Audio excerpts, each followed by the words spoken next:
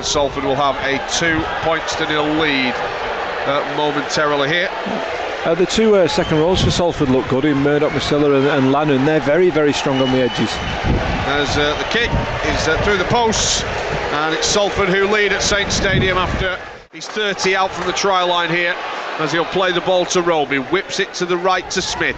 Now it's Douglas trying to get his nose through the defensive line. Does okay with that run, Luke Douglas. He'll play it from the 22 as Smith gives it far, short ball, Zeb Teya with a ducking and diving run here, evading Salford tacklers. Flat ball, Lomax, who tries to get through the gap, but it's a good tackle coming up by Hassan as Roby from acting half gives it Smith. Smith with the dummy, Smith to this near side, he's in! Matty Smith scores against his former club. Well, we've not seen an awful lot of running rugby from Matty Smith in a Saints jersey, but from the Lomax play the ball, he got a quick pass from James Roby inside.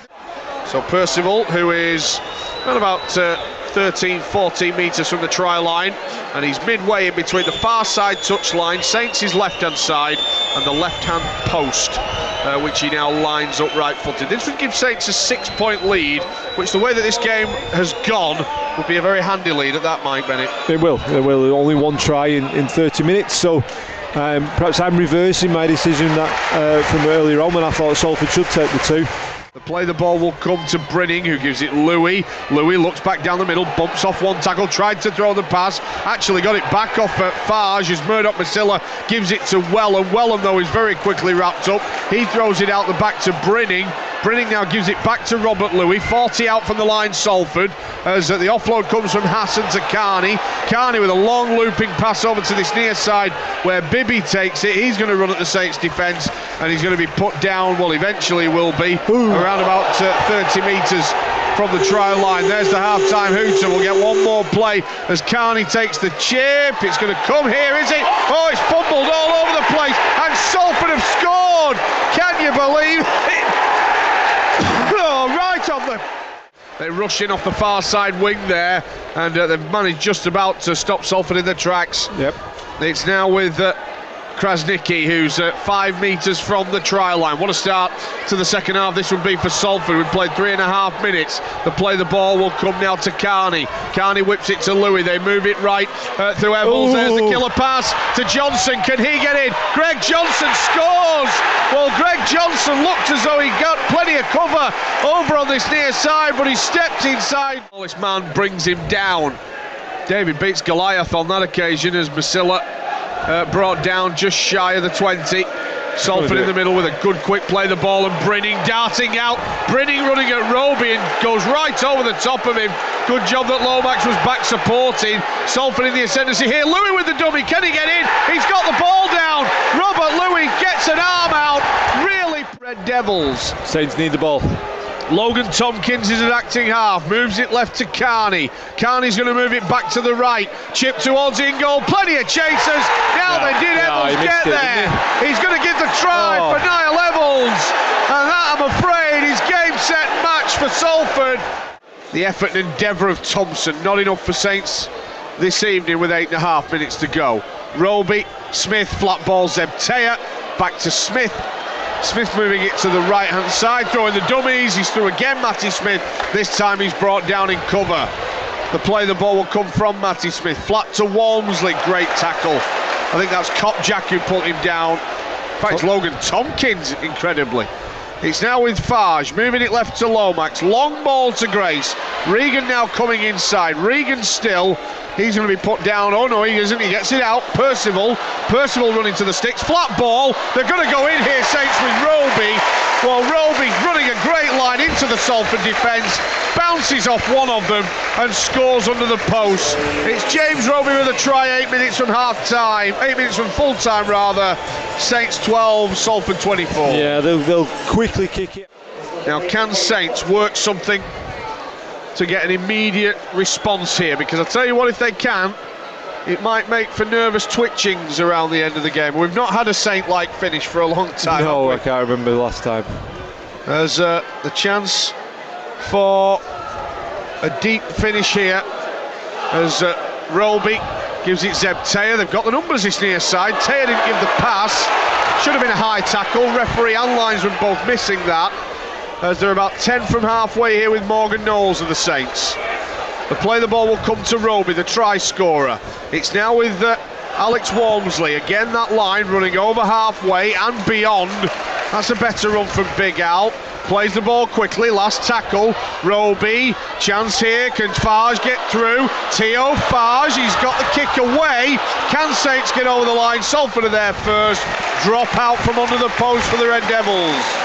Yeah, they need to score this set though, but there's a nice play they've got. On the verge of their first win in St Helens since 1980, as Matty Smith gives it Luke Thompson, who runs the ball back towards the 30, gets over that mark, and Saints in the middle will have 6 tackles to test his Salford defence again. Can they get over the line? Walmsley to the 20. Are Salford tiring? Are Saints going to come up with a saintly finish here? It's Knowles with a fend into the 10. They're rumbling towards that line. He wants a quick play. The ball should get a penalty. Referee lets it go. Farge out wide. That's taken a deflection. 6 more tackles. It's now with Farge back down the middle.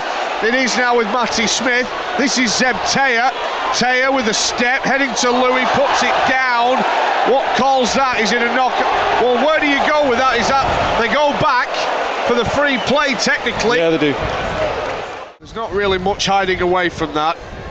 It's a ball now to Zeb Teyer, over the top to Grace. He's spun away and he'll score.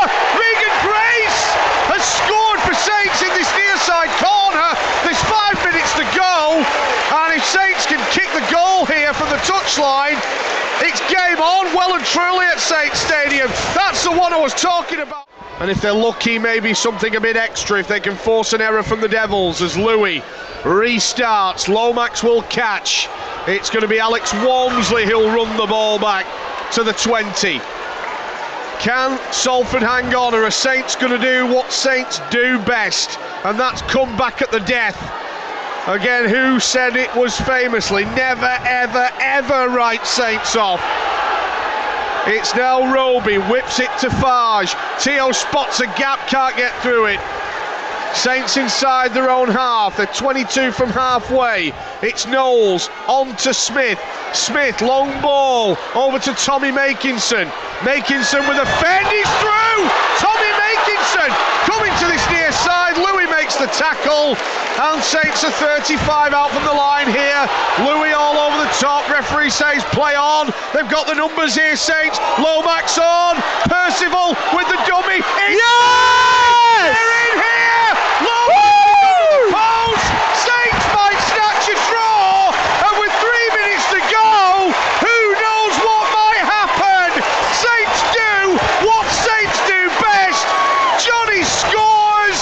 It's going to be level at 24 all. Now what Saints need to do is kick the ball quickly to give themselves another opportunity to put themselves in position for a drop goal. Matt Purcell will kick this ball, Paul Wellings will get all the team back, and he will be telling them that it's not just a draw. Can they now go for the win? With 2 minutes 24, they've at least got a set, possibly 2 with a penalty, or possibly the opportunity to get a drop goal. Percival with the clock ticking.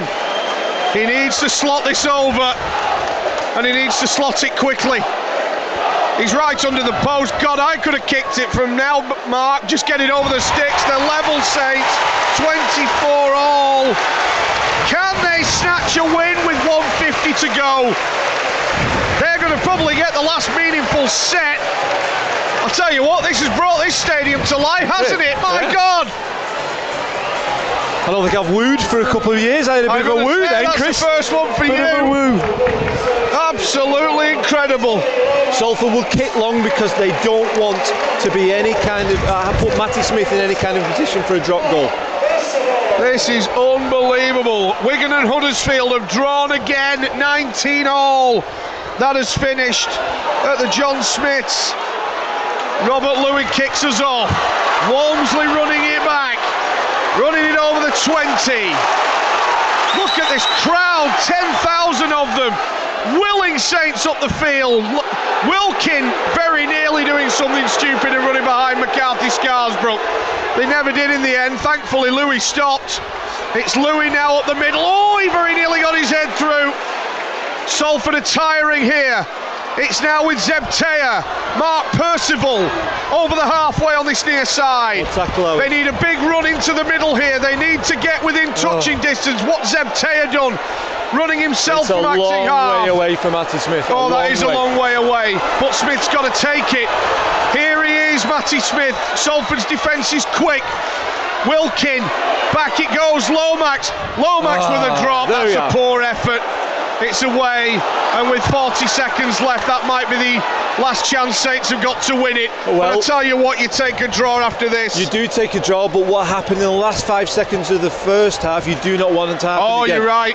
As Johnson bounces off 1 or 2, can they force an error from Salford in the last 20 seconds? Percival bringing down Wellham, and I think Salford will just shut up shop here. Louis gives it to Kopjak. Kopjak is going to be stopped, and we're into the last 8 seconds. I think that might just be it, unless Salford are going to come up with something unbelievable themselves. Oh, what have they done? Now then, can they get it? Can they have one more shot? Smith!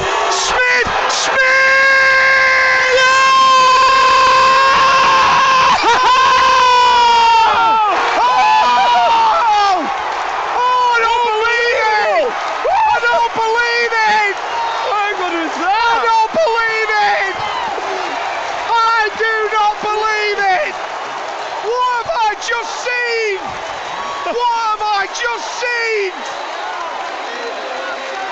Well, what have I just seen? Robert Louis trying to go for a kick across to put Salford in a position to score. Louis McCarthy Scarsbrook plucks it out of the sky, offloads to Matty Smith, and Matty Smith from the middle of the field in broken play kicks a drop goal from 40 metres away that crept over the crossbar. Oh my word, I've not seen the Western Terrace respond like that ever. I have not seen anything that dramatic in my life. That is incredible. From 24-8 down. From 24-8 down, with 8 minutes to go, Saints have done what Saints do and have salvaged it. They've not only drawn the game, they've won it. That's unbelievable. 25-24. Matty Smith, who has been on the end of Saints supporters, somewhat abused for the last few months, and incredibly he's dropped the goal that'll put him into folklore. Yeah, it's a great game today. He's had a fantastic game, hasn't he? Well, what an advert for rugby. What an advert for this.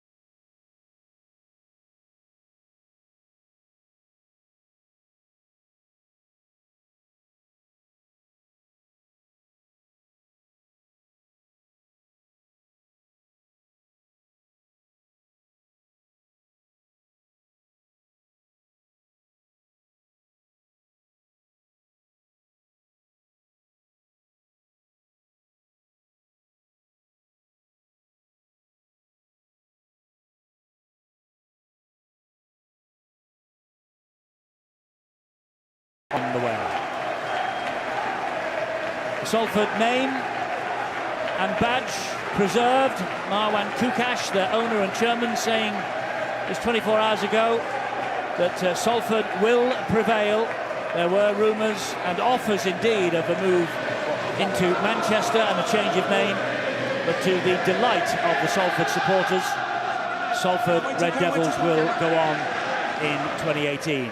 And bringing the match ball out onto the pitch tonight is a Salford legend, Jackie Brennan. Jackie was halfback and captain of the Salford side on their last visit to Wembley way back in 1969 when they lost to Castleford.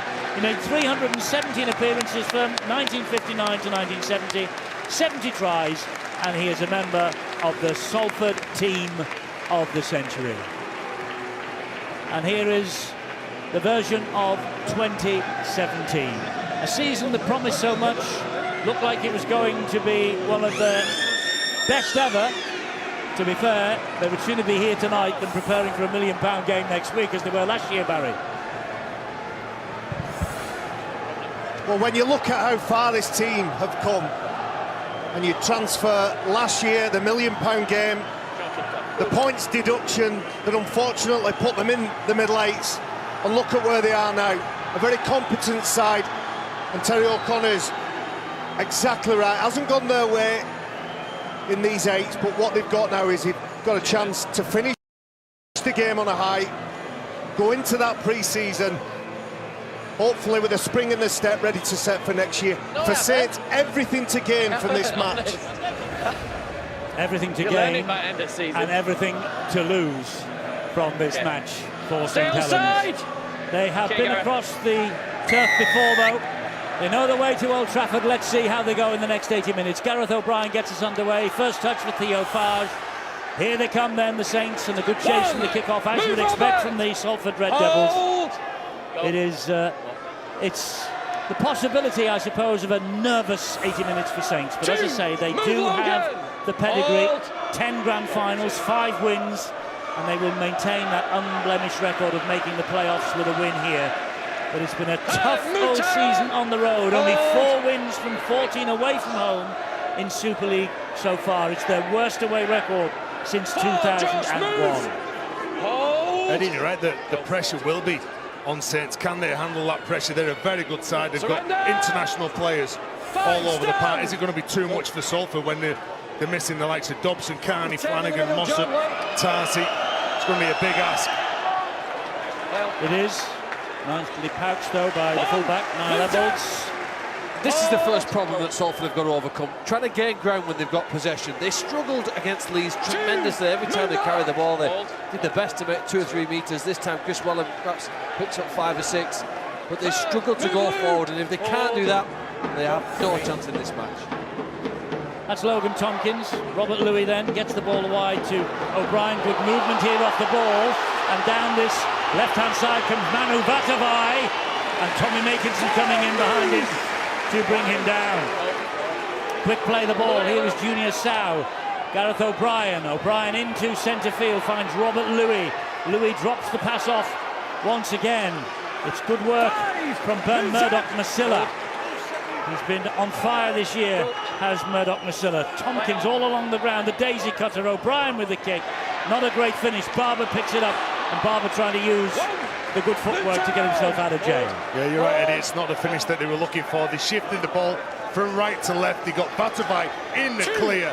He's a man mountain, and he's got some pace about him. Then all of a sudden, they go back to the right-hand side, dropping Ben Murdoch-Masilla in. But that kick just wasn't good enough. A good set from Salford, though. And Saints now trying to work the ball away from their own end. A bit of a push by the number 12 for Salford, Wella Haraki. But the referee saying play on. This is Fage, gets it wide to Zeb Teya. Now Mark Percival, tracked by Chris Wellham. And he goes with a little bit of help from Jake Bibby into centre field. And Richardson with the kick. But straight down the throat of Alds once again, and the young fullback for Salford will bring it forward. He came back from a loan spell of Halifax earlier in the season. He's played 20 of the last 21 as Niall Evolds. This is the man that can really get him going forward.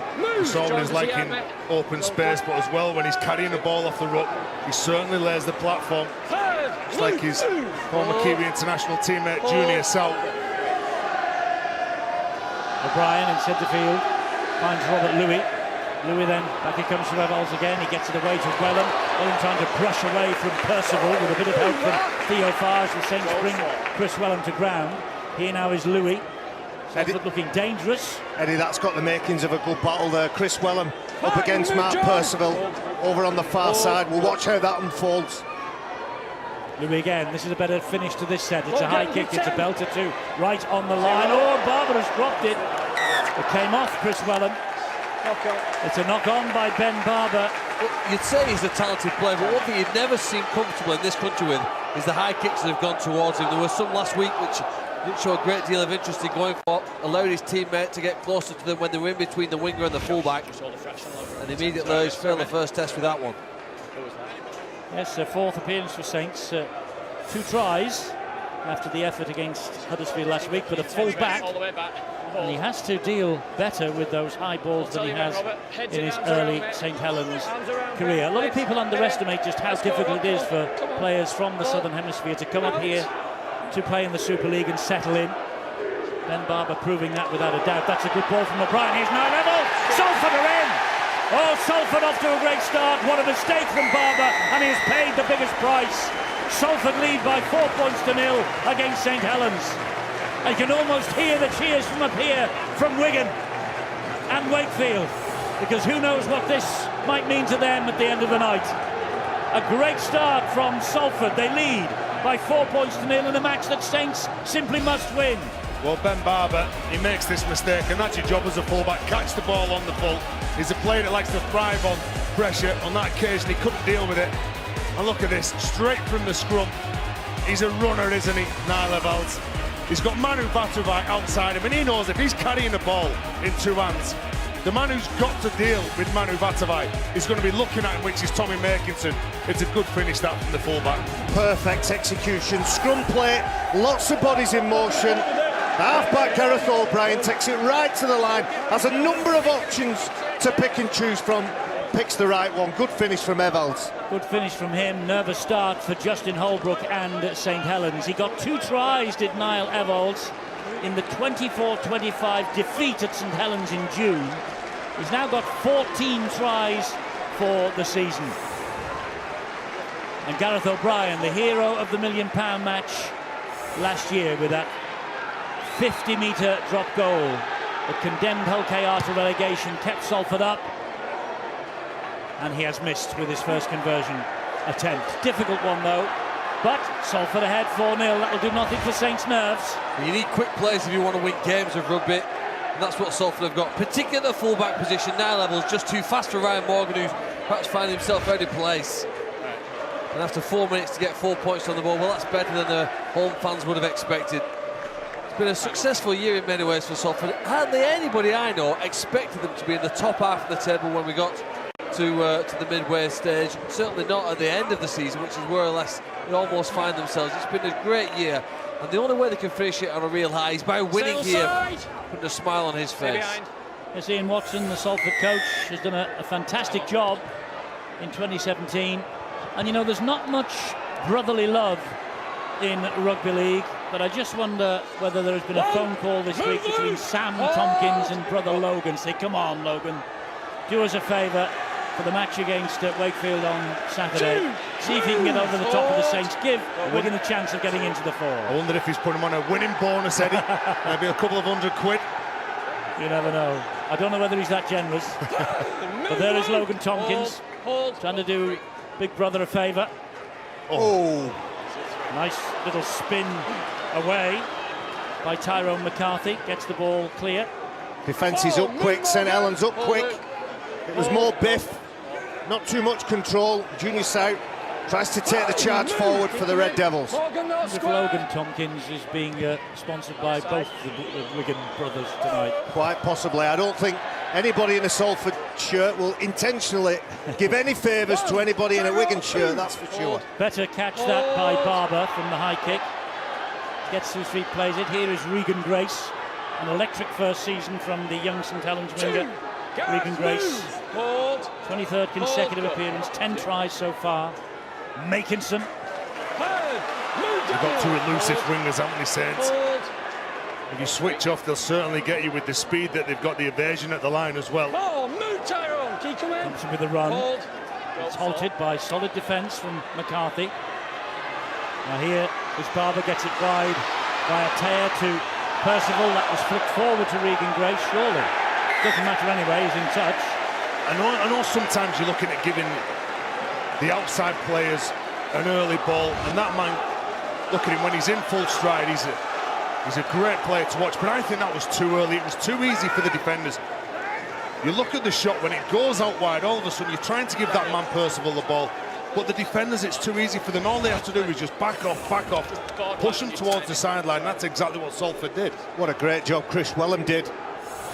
Talked about Mark Percival in glowing terms all season, but Wellham showed him the outside, forced him into that rushed, untidy, scruffy offload, and the Red Devils get possession back. Well, it could have been a forward pass. It was certainly a man out into touch carrying the ball, therefore head and feet to the Salford Red Devils. And this is a straight knock on by Bibby. Oh, they'll be disappointed. They forced their error 30 metres from the line, then they go into contact, and Bibby in his haste to try and get up, play the ball. He's got to have better control of that, knowing that there's going to be bodies around him, bodies just peeling off him at the right time, working with the referee to get back, and he's going to make sure he's got a better control of that ball.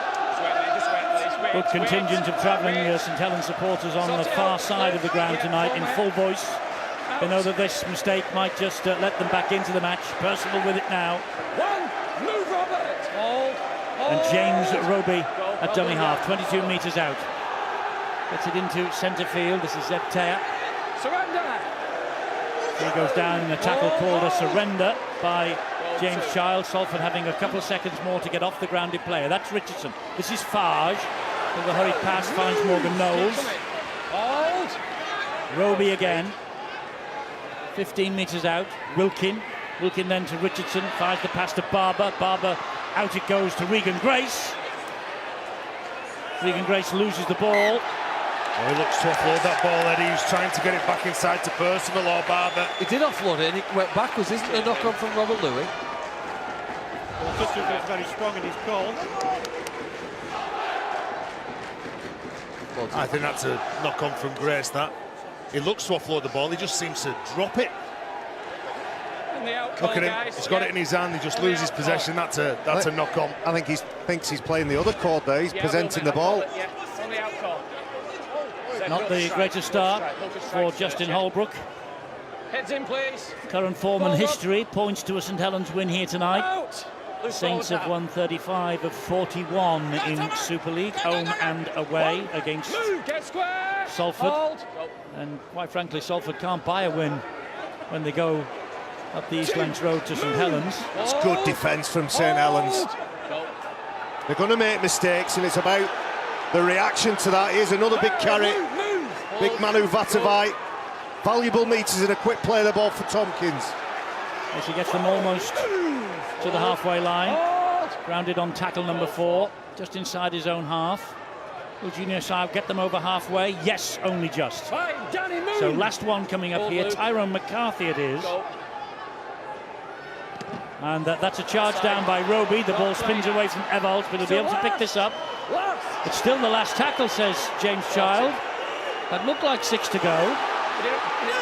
James Child saw it the other way. I think he's believed that Roby turned his back. Here now is a penalty for offside. Well, all of a sudden, the call goes against you. And the man's running at him, he's looking to put pressure on the man who's kicking the ball, charge the ball down, and now they give a penalty away. And then for back chat, another 10 metres. All the Salford players thought that the Saints player had charged that kick down before Evalds pounced it. So valuable metres forward for St Helens. They begin this set 15 metres away from their opponent's try line as Douglas drives it in for them once more. 7 times a Scottish international, Luke Douglas plays the ball to Roby, who finds Richardson. Here is Wilkin. Wilkin trying to burrow his way through. Josh Jones got to him though. Former St Helens utility man, of course, Josh Jones. No charity from him tonight either. Douglas once again. 3 tackles gone. Saints underneath the Salford posts. Roby waits. Roby with that typical run of his towards the line. Trying to spin his way over, but good defence on show from the Red Devils. Wilkin directing the operations at dummy half. It comes back and deep to Farge above his head. Farge then dabs it to the in-goal area. Nice kick, just too long. Good chase by Morgan Knowles, just too long. A determined chase by Morgan Knowles, and the halfback Phil Farge does incredibly well. It's a wild pass from John Wilkin. The distance was possibly a bit too far. He put a bit of oomph into it, who went over the head of the Frenchman, and he's only just missed that, Morgan Knowles. That's when Saints look dangerous, when the attack from midfield. He split the half-backs. When you got Theo Fage on one side, Manu Vatavai makes a mistake here. So it's a free play for Saints now. They'll bring it back. That's a knock on from Richardson. Bit of anxiety there from the young man. But Vatavai drops this cold. Well, look at that. He's not scared of carrying the ball into the heart of the Saints defence as he tries to rock the Saints defenders backwards. Unfortunately, loses the ball. It was a good hit by Luke Douglas. It was. He had to be strong, Luke Douglas.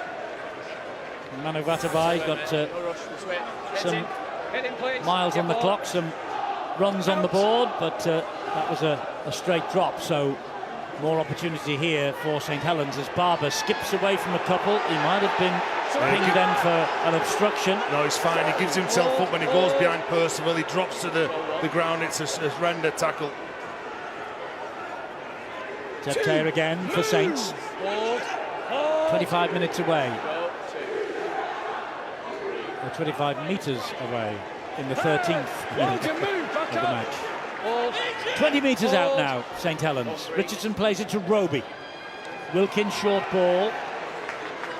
On the way through for Douglas. Roby again. Here's Richardson. Stabs it to the in-goal area. That's far too deep. There's anxiety all over the place for St Helens early on. Yeah, kicking on the fourth play. I was going to say the previous set, Eddie, but you look at the setup play.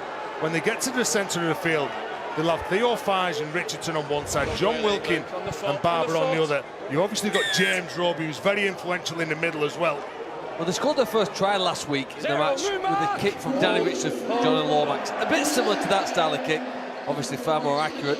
And with a player who chased it, made sure he got there while it was in the in-goal area, but nothing seems quite right for the Saints today. Another forced error. This has been a poor start to the game for 15 minutes. Yes, Chris Wellham trying to get to his feet, lost his footing and dropped the ball, play the ball. Nothing wrong with this. Just loses the ball. Well, Salford aren't getting up to play the ball correctly. They're losing possession. They're making mistakes. I think this is the second or third mistake they've made 30 metres from the line. Whereas Salford at least are attacking Salford's line and putting a bit too much on the kicks. But they're still down the right end. Isn't it a question, though, Stuart, you really have to stand, regain your feet before you put the ball on the floor? Yes, you've got to stand up, then put the ball on the floor, 2 feet up, nothing else can be in contact. Here goes Barber. Oof. Big hit from behind by Junior Sow as he went down. Makinson's waiting a dummy half. Now to Richardson, short ball from him to Thompson. Thompson grounded, tackle 2, 12 metres out. Roby into centre field it goes. Richardson again fires the pass to Fage. He gets away from Robert Louis, tries to then burrow his way underneath Ben Murdoch-Masila. Roby. Knocked down, I think, is the decision here, so it's going to be a head and feed to Saints. Well, that's a shame because Salford Red Devils were up quick. They were forcing St Helens inside, and Ben Murdoch-Masila, who I agree with you, Eddie, he's had an amazing year. Played in the centre last week against Leeds. You just can't do that. You can't bat that ball down. That's a poor play. It's a desperate play, that. When you're getting towards the back end of the set, you've come up with the tackles to prevent your opponent from crossing the line. That's just a real poor effort. Well, real incessant pressure here from St Helens. Can they turn it into something now? Percival at dummy half, 2 or 3 metres away from the line. Give themselves a bit of space by finding Douglas 10 out. And this Salford defence so far has been resolute. That was Haraki and young Murray. And Theo Fage, well, there's nowhere for him to go. Only to the ground. Roby to Wilkin, short ball to Thompson. Thompson trying to outmuscle those 3. Doesn't he like to ramp up when he carries the ball? Thompson. Roby again. Theo Fage comes wide, finds Barber, he slips the net this time, gets the ball wide. Percival, Saints are in. Saints are in, and that will help the nerves. Mark Percival marks his 100th St Helens appearance with a vital try that gets the team back level terms. Got his 50th Saints try in the win against Huddersfield last week. That was his first try in 8. Well, that should settle the anxiety. Ben Murdoch from marker gives barpossession away. And look at this, nice hands. And the gamble from Chris Wellham, if he makes that tackle on Ben Barber, he snuffs the play out, he misses his assignment, and then it's just a simple 3v1 and Percival in for the first try for Saints. Well, you're right, you've got to get them. Right, if you jump the line like Chris Wellham does here, he tries to close Ben Barber down, he sees him, he spots him, he's got the outline, and he knows that if he gives the ball to that man, he's going to score the try, and now he's got to turn his forward into 6. Well, he's St Helens' leading try scorer now, 16 tries for the season. He's also a prolific goal kicker as well. He's got 90 successful kicks this year as the England international. Probably a near certainty to be on the jumbo jet down to Australia for the World Cup later on in the year. Mark Percival.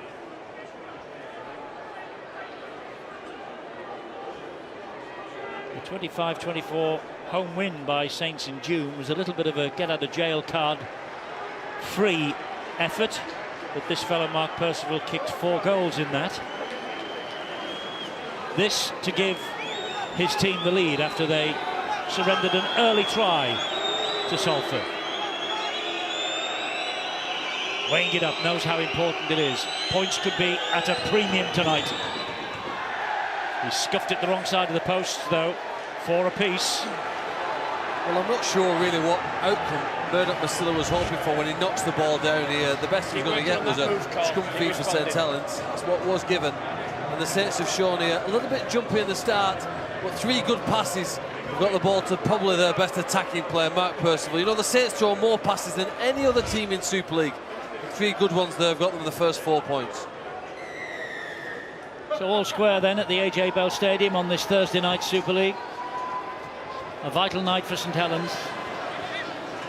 They know they must win to secure a place in the top 4 in the semi-final next week. It would all but secure them. I mean, Wigan would have to win by a cricket score at Wakefield if Saints win here. They've got to win well as well. I don't mean by scoring an enormous amount of points. They've got to put in a good performance. Make sure they go into the semis full of confidence, knowing that they could get to Old Trafford just 80 minutes from getting down the road. And if they finish 4th, they go to the league leaders Castleford next Thursday night. It's an assignment that won't daunt them because, of course, Saints the only side to beat Castleford on their own ground this year so far. This is a great kick. It's a high kick. It's well claimed by Batubai. Oh, he's huge, isn't he? The power of the man in the air as well, just to get over the top of Ryan Morgan. Look at this. Takes it, gets Morgan, just bumps him in the air, knocks him backwards, which is legal. And it was a good solid set from St Helens. After scoring, they got to the kick. It was a pressure kick as well. And the first quarter really has been about St Helens just easing their way into a game, trying to get rid of those nerves and that anxiety. Salford have tested them, they've pushed them, they've made them work hard. It's locked up on the scoreboard now. How will the second quarter go? And Salford looked pretty confident with the ball in hand, close to the St Helens line. The sets have finished not brilliantly, but they have posed a threat. Well, that's the problem, isn't it? Getting up to near Saints' line. Like Phil said pre-game that last week when they played, not one player made over 100 metres. When you look at Alex Walmsley on the other side, he made 183 metres himself last week when they played Huddersfield. Well, he usually comes on the field, doesn't he, about the 20-minute mark, so things might get a little bit harder here as St Helens started to make inroads. Zeb Taylor, been pretty impressive since he arrived from the NRL, hasn't he, Zeb Taylor? 29th consecutive appearance for him here tonight. This, meanwhile, is Ryan Morgan. And Eddie, that is a good point you made about Ben Barber. It's not always a given that players who are quality players will come into our competition and be suited to it straight away. That ball's bounce, and Salford secure possession. Sometimes it does take players to get a little bit of time to get used to the atmosphere, the culture of a club, the way that a club or a team goes about their business. and ultimately the players you're playing against, how they make it difficult or easy for you. I think we'll see the best of Ben Barber in the next few weeks, or possibly next year. Oh, Robert Louis has escaped the net here. It's Louis against the St Helens defence. Barber's waiting for him. He's cut back inside, though. Good run, this. Oh, and Wilkin was all over the back. Behind you! He was all over the back. That has to be a penalty. Well, he's just waiting. Ryan Lannon had only just come on the field. He's just waiting for one of his teammates, isn't he, Robert Louis? Good composure there when he gets on the outside. Look, he's always looking over his left shoulder. All of a sudden, slows up the pace, gives the ball to his teammate Lannon. Unfortunately, it's the pantomime penalty. John Wilkins all over the back of him. Playing a different game, John Wilkins, then on that occasion. Professional foul, possibly, Stuart? No? Possibly. We'll just put it down to a bit of lack of timing, shall we? Lack of timing and aggression. Salford in possession. Josh Jones. What would he give for a try against his former club in a situation like this here tonight? Operating in the second row. Here's that man Lannon, who was tackled unfairly by Wilkin, who is in there again. Will play the ball here to Chris Brining. Comes back to O'Brien. Here's Robert Louis. Drop of the shoulder from Louis, fooled everybody. Dumps it down. Murdoch-Masilla goes wide off the knees on that far side. Percival very, very quick to get down to halt Jake Bibby. Solid enough run again. This time from McCarthy. Brining is waiting once again. Last tackle here for Salford. Can they finish this set a little better? No, they can't. The kick from Eval straight into Ben Barber's hands. Well, they dealt with that low kick on the third play. I believe they had a chance on the right side when Robert Louis got tackled with the ball. If it was a quick pass, I'm sure they outstripped the Saints 3-1. Maybe blew a chance then. Like you said, Eddie, they look dangerous when they get down there. Saints' line. They've just got to make sure that they can try and keep the Saints down here. Restrict the meters from that man.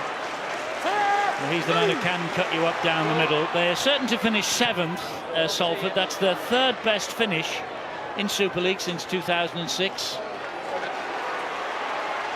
And don't forget, of course, that we have ripper of a match tomorrow with the league leaders taking on the cup winners. It's Castleford against Hull FC, 7:30 on Sky Sports Arena. And 2 on Saturday. This could be massive, depending on how the next 2 results go. Wakefield-Wigan, 3:10, Sky Sports Arena again. And the one that really matters for the Catalan Dragons and Widnes, loser will go into the £1 million match. The winners will prevail in Super League again next year. Catalan against Widnes live at 5:10 on Sky Sports Arena on Saturday afternoon. Nervous times for the teams in the qualifiers. Nervous times for the 4 teams battling to take the last 2 places in the semi-finals. Saints are one of them. A point would not be good enough for them. They know they've got to win. This is Regan Grace. And it seems easy for Saints because of that kick. Going straight to Tommy Makinson. Didn't really turn them round. Put the ball into the corner. So the first couple of plays are nice and easy, and all of a sudden on the third play, they're over the halfway line. I'm trying to stop this man, Alex Walmsley. Yes, here he comes, a big fellow off the bench. And hands in to play the ball as they try and slow him down. And that's what he does to teams. Big Al gets through contact. Because of the size of him, he gets through contact, through power and size and height. And then whilst trying to fight and play that ball, stand up, players tempted to go back in to try and gain an extra second. Well, Louis McCarthy Scarsbrook is out there as well for the Saints now. He's off the bench. So too Craig Kopjak for the Salford Red Devils. Here is LMS. Tries in successive matches for him. Roby. 15 metres out into centre field. Finds Richardson. Richardson then to Wilkin. Wilkin to Zeb Tea. 2 tackles gone. Plenty in the bag here for St Helens. Even more now because more interference to play the ball. Again, it's just a bit sloppy at the ruck, isn't it? First of all, trying to slow Alex Walms down, then Robert Louis trying to slow that play the ball down, but it's just more pressure. So back-to-back penalties they've had, St Helens. Can they get over for the try. Roby, looping pass to Richardson. He then finds Ryan Morgan, tries to go inside. Junior Sow makes good ground. Barber is waiting, a couple of metres out. Fires the pass to Richardson again. He then gives it to Wilkin. Wilkin then on to Wormsley. Wormsley seemed to have his legs off the ground then, and he still was going forward. Must have been the sheer weight of Wormsley against the tackler. Farge, Barber, down that left-hand side. Louis and Wellham deal with the threat. Zeb Taylor again. This time it's Farge. Changes the direction, back where they came from. Roby.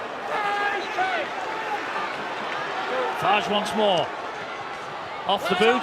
Play on, play on. Still the last, shouts the referee. That's the turnover. Zeb Taylor caused in possession. Not a bad place for Justin Holbrook's men to turn possession over, though. But they would have, I think, liked the repeat set after those double penalties. Yeah, of course they would, Eddie. Good defence and character on shore from Salford. And in particular, the number 32, Tyrone McCarthy. The line speed's good here from Saints. When Tyrone McCarthy gets up quick, he turns the players back to where the ball was passed. That's why they ended up in that corner. And now all of a sudden, they're finding it very difficult to bring the ball forward. Again, Vatuvai puts his hand up. Makes 8 or 9 good metres too, as the New Zealand international. Morgan Knowles, Louis McCarthy's cars were very quick into the tackle. That's a worry.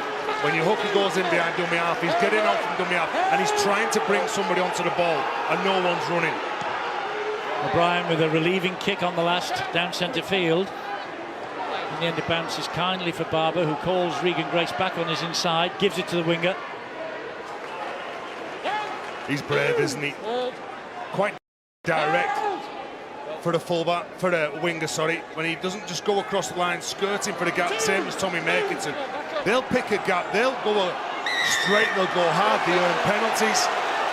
Well, this has been a weight of penalties going against Salford. Penalty count at the moment now 5-1. That's three in the last 2 minutes. Sort it out. Come on. 5-1 to St Helens. They look tired to me at the minute, Salford. They've done a lot of defending near their own line. When he had the ball, it was relatively conservative and low risk. One out. And here they can't get 2 markers in place. Behind contact. They look desperate here at the minute, the Red Devils. Can St Helens make them pay? Wormsley takes it up on the first. Roby, 30 metres out. Richardson. Wilkin hits that ball at pace. Brought to ground by McCarthy and Lannon. Reverse pass. Richardson finds Farge. Junior Sow, though, stood his ground. Bit of help as well from Gareth O'Brien. Ryan Morgan now dummy half for Saints. In it goes then to Richardson once more. Wilkin. Back it goes to Richardson. He then finds Barber. Barber drops the pass off to Zeb Taylor. Taylor gets it away to Wormsley. The ball is lost, but lost backwards, says the referee. Play on. Theo Farge has it. Jones gets hold of him, collars him. O'Brien finishes him off. Lost a bit of momentum there of the Saints. This now Wilkin. Wilkin then to Richardson. He did well to get out of Murdoch's Marcella way then. Last one for Saints. High off the boot of Farge. Looking for Makinson, looking for Morgan. Oh, and the ball then cannot be collected by O'Brien. I think the referee called 0 though, so it meant it was a St Helens mistake, and so that will be the turnover. I agree with you, Eddie. There's a lot of movement, there's a lot of players in motion. Just what happens not here, really Stuart? going anywhere. Where's the knock-on? Goes Well, I think backwards. it's called a knock-on on that one. So, well, it goes backwards from that, doesn't it? He's facing his own post. But the touches on this near side's called a knock-on. Stuart, I think he gets that right. Morgan Knowles, when he goes up for the ball, he actually just drags it down in front of his body. But I still think he's facing his own post, and it goes in that direction. Well, they're always subject to debate, aren't they? Well, he's more or less pulled it down, whether he's faced his own post or not. I still think the ball goes forward. They are still fatigued here, Salford. It looks very laboured, very lethargic. Runs from dummy half, let's get to the kick and kick it long. That seems to be the mentality of Salford at the minute. Well, they're at the last tackle here, so maybe the kick from Louis. There it is. The ricochets off the backside. Knocked on all over the show here. It's play on for the moment. Robert Louis takes on Barber, gets the ball away. Here is Josh Jones. That's a lovely pass. Brilliant. Manu Vatavai, but this will be reviewed, I'm almost sure. This will be reviewed by the video referee. And Tommy Makins says no need to be in the face of the referee. It was obvious what he was doing, allowing the advantage. They've got no try on the field. They will now check how this ball came all over the place and how it arrived in Salford's possession. From up here, Stuart, it looked like a knock-on by Salford, but we'll see. Well, again, knock-on was called quite early, and I think James Chow was about to blow the whistle. Rolled the dice a bit because he got over the line.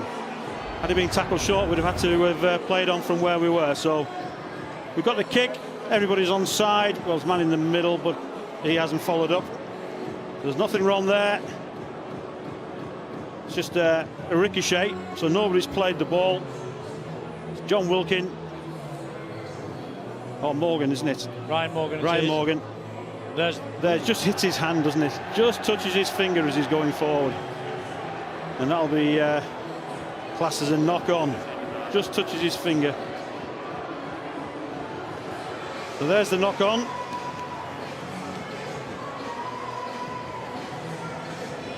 They're not convinced. They don't think that was a knock-on. Well, it touches his finger as he's going forward. At least I thought it did. Just in front there.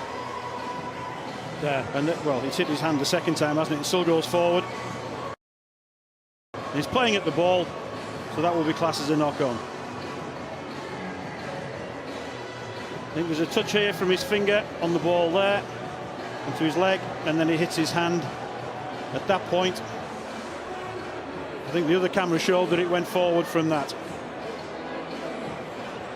The referee's given it no try in the field. Phil Bentham's still not convinced. He's got to have sufficient proof to overturn this. Well, there's nothing yet, but it is coming there. He hits the hand there and goes forward. Well, the man who knocked it on here was the man who eventually stood up and I'm sure touched the ball down. I'm sure we spotted that 5 replays ago, but never mind. Tries chalked off. What it does do, though, I think, is remind the Saints. Barry thought that Salford were rocking on the ropes a little, looked tired, but they've got some quality here. They've managed to get up, haven't they, on a ricochet play. OK, they've not scored. They've had less possession. They've conceded so many penalties. It's given the Saints that look of a team with more energy. They're very, very close here. We've just taken another look there. I think there's no doubt the ball continues to come forward after touching his hand. Phil, they are tired, Salford, but what it will also do, it will remind Salford that if they get in some space and they can find a couple of passes, then they've got the ability to score those tries. It was beautiful build-up. It was lovely hands from Salford. Yeah, good work from Robert Louis again on the edge. Brilliant. Oh, here's another St Helens penalty. The referee is now placing them on a warning, Salford. Next infringement, someone will have the yellow card and be in the bin. Well, the penalties are hurting them. The amount of tackles that they're doing, 166 tackles Salford have made compared to 113 from Saints. All the energy's with them, and Ian Watson knows that they've got to have the right part of the ball. They've got to make sure that they control the ball, control the composure, and finish the sets on their terms. Richardson to Wilkin. Flying tackle on him from Brining. Roby, Richardson again. Back it comes to Farge. Farge then helps it on to Ben Barber. Barber changes the direction. He gets away from Ryan Lamond. He can't get away from Big Ben. Roby, short ball. Wormsley, solid run. 4 points. Has he got this down? Yeah, has he got this down? Timer. Tackle 3. That's a try, surely. Yeah, I don't think there's a problem with this, Eddie. Just want to check the grounding, because the ball was being grounded and the player had his body in between him and the referee's view. So they've given a try on the field. Another decision for the video ref, Stu. Yes, well, he certainly looked like he had the strength to go through. You can see the ball's confirmed, grounded in there. So this try will be confirmed. He's got possession of it and the ball's down. Not sure whether McCarthy Scarsbrook's reaction to the referee is what we want. Tries given. Tries given, St Helens, courtesy of Alex Wormsley. His 10th try of the season. One of those previous 10, Eddie, was a try. It's very similar to that on this ground. The referee wants a word here eventually now with one of the St Helens players. It'll be Louis McCarthy-Scarsbrook, I would imagine. You called it, Stuart, and the referee wants to have a word with him. Well, Alex Walmsley, when you look at Alex Walmsley, one thing that you can't do is give him meters and let him run it. You can see Jordan Wall, that he wants to hit him with everything he's got, and he wants to make good initial contact, but if he's standing flat-footed, he's got no power.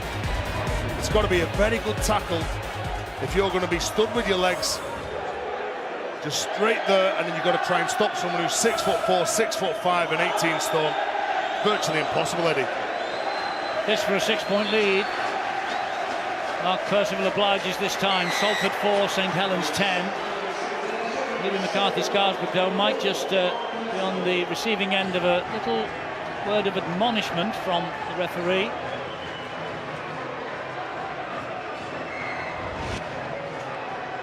He wants him, as we're watching this replay. There's the strength of Walmsley, and then Louis McCarthy-Scarsbrook right in the face of the referee. And the referee's called time off as McCarthy-Scarsbrook jogs 50 metres upfield to have a little chat. Look, when I ask for assistance, it comes from the video referee, not from you. Don't scream in my face like that. This way everything goes back now. Well, he said sorry, sir, so fair enough. Try's given anyway, and it's 10-4 Saints, and Salford restart.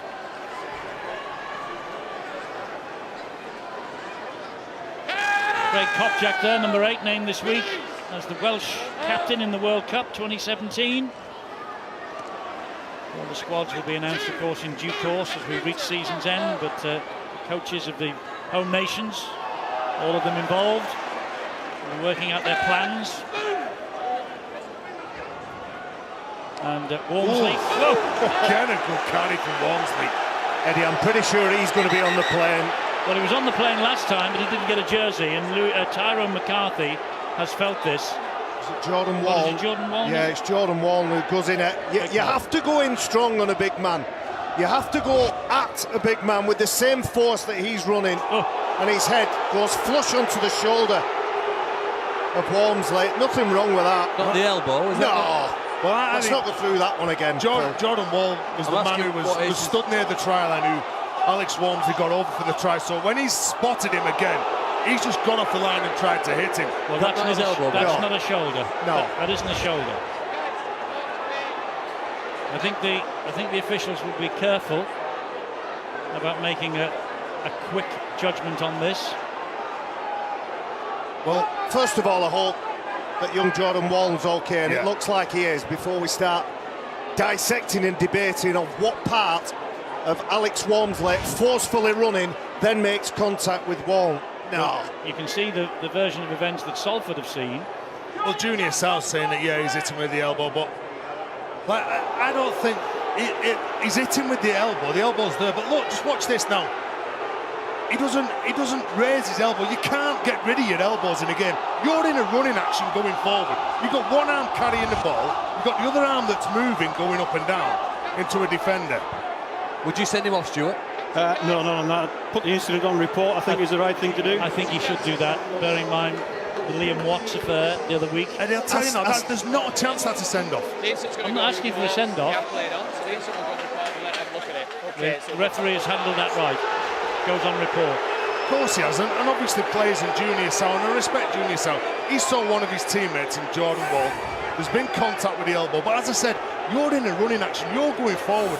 You can't stop swinging your arms. I don't know any sprinter or anyone who's running who runs with their arms down at the side. No, you're right, but he made contact with the elbow on the head, and that's why it's on report. And now Theo Farge has been flattened off the ball. He has. And Percival's gone running in as well. Ryan Lannon, I think, was the man who got there to him.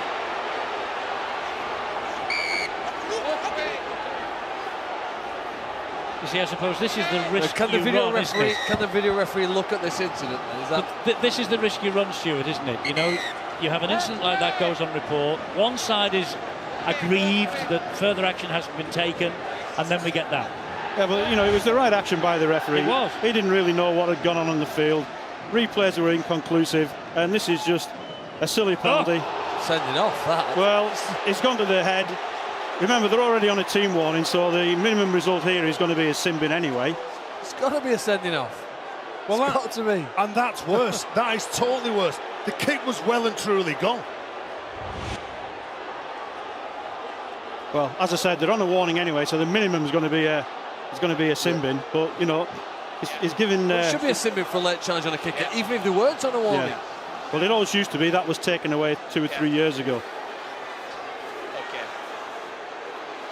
Well, everybody is having their 4 penneth, and I'm sure that video referee Phil Bentham and the 2 touch judges have had a word as well. There's a card coming, and it's red. I think that's right. Of course it is. Absolutely, that's right. So I'll argue the case for Alex Wamsley when he's running with the ball. I can't argue a case for Ryan Lannon. Look, there's plenty of time to pull out that ball. Look, his leg's been up in the air. He struck the ball. His leg's been up in the air, higher than his head. Then he's brought it down to the floor, and then he's been hit by Lannon. So red card for Ryan Lannon. And Salford now really will be doing it tough. 3 minutes from half-time. So that means his season is over. There's the first one. That goes on report, rightly, and you can't put this on report. Oh. Look, his right leg, his kicking leg, was up in the air, as I said, on level with his head, if not higher. It's actually down near the ground. We're very a couple lucky of inches off the ground. Very lucky that Theo Fies hasn't suffered a serious facial injury there, and his season could have been over.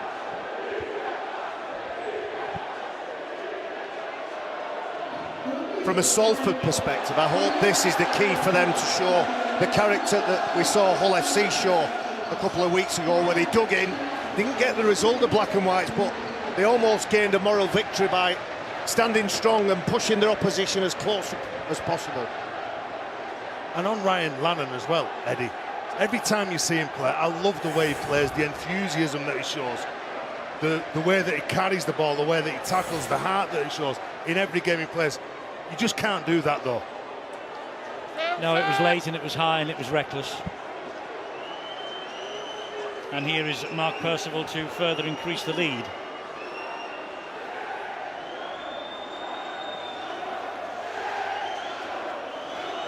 Time up. And he gets the 2 extra points. Salford 4, St Helens 12. They're delighted. Salford fans won't be. Coach won't be too happy, although he had a word with Ryan Lannon, a word in his ear as he left the field, did Ian Watson. But the job now gets even more difficult for Salford. Yeah, that's it. They've got it all on, haven't they? They've got to play the whole second half with just 12 men. Like we said before the game, you've got Saints who are looking for a decent performance, to score some points and go into next week's game, whether it be against Leeds or against Castleford, full of confidence. And what they can't do is get drawn into a fight where they'll start losing the rags, and then certain players will start revving up and then getting sent off. Yes, if they win tonight, I'm right to saying they go 3rd, and then we'll see what happens at Castleford tomorrow with the game against Hull FC. And it will probably mean that the road is pretty tough for the reigning champions at Wakefield on Saturday. If Hull win and Saints win here tonight, top 4 is settled. At the moment, Saints are 12-4 up in the last minute of the first half. Roby gets the ball away to Farge. How good is he? James Roby, not only to get out from dummy half, exploit some space with a nice right foot step, gets through the play the ball area and finds a beautiful pass. There you go. At a forum last week in St Helens, Justin Holbrook was asked if there's any player that you could, if you went back home to the NRL, who would you take? He said, I'd take that man, James Roby. And he said at the Player of the Year Awards dinner this week that he is the best player in the competition as far as he's concerned, James Roby. He also gave a big rap to Sean O'Loughlin as well. He said both of those players are outstanding. But that man does 80 minutes week after week. His 198th appearance here tonight, by the way, for James Roby. His 400th might yet come at Old Trafford.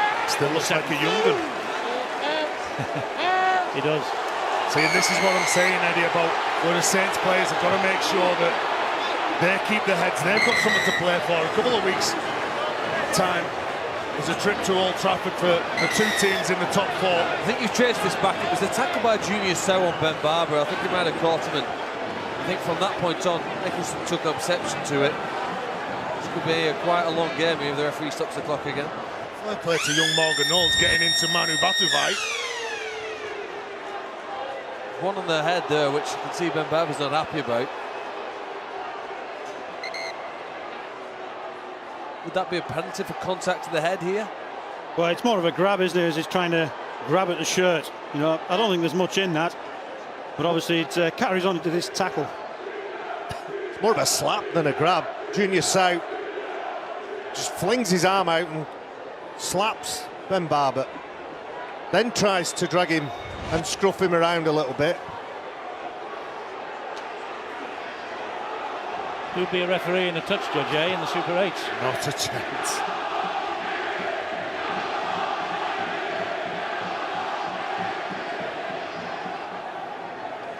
Yeah, I think this will end up with a penalty to St Helens due to the contact with the head of Barber. Captains, guys! Captain. Because the hooter's gone, so there'll be one player left.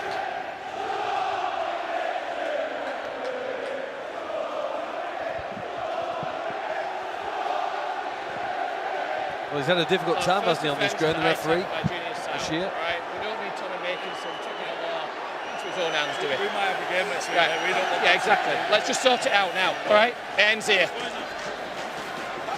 Oh, penalty. So it's a St Helens penalty. The hooter is gone. Oh, now we've got the St Helens fan on the field on the far side. I don't know what's going on here. And John Wilkins saying to the referee, well, we've got a game next week, so we don't want anybody sending off. We'll go for 2 points here. Justin Holbrook goes into half-time. And the St Helens supporters have made sure that the guy who's on the far side of the field and had come on the pitch is not getting back amongst them, and I think the stewards rightly are going to take him and show him the exit door. There he goes. Ta-ta.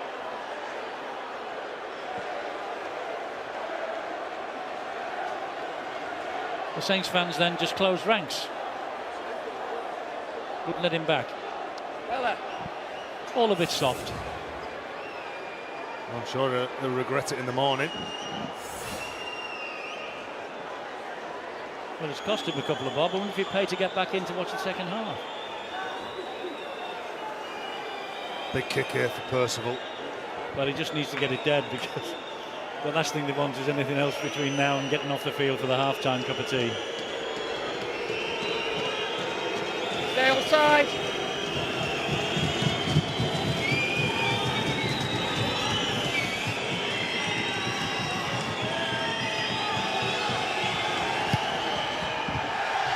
He's not got it dead, other than wisely. It's taken over the dead ball line, and so we've reached half-time with Salford having led 4-0 and looking as though they're playing well. Pegged back by the Percival try. Walmsley added another on the half hour, 10-4. Then we had 10 minutes of shenanigans. A man sent off, and then a Percival penalty goal 2 minutes from the half-time sirens. 12-4 it is at half-time to Saints, who must win, remember, to make it to the top four.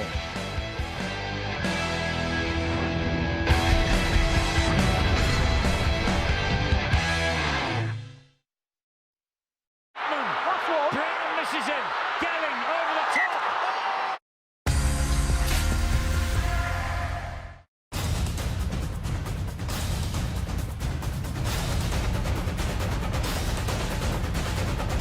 Skechers Sport with memory foam.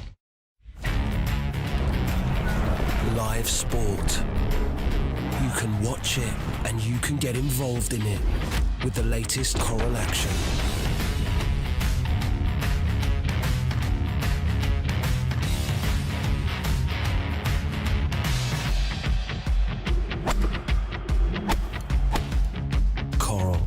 Jump in.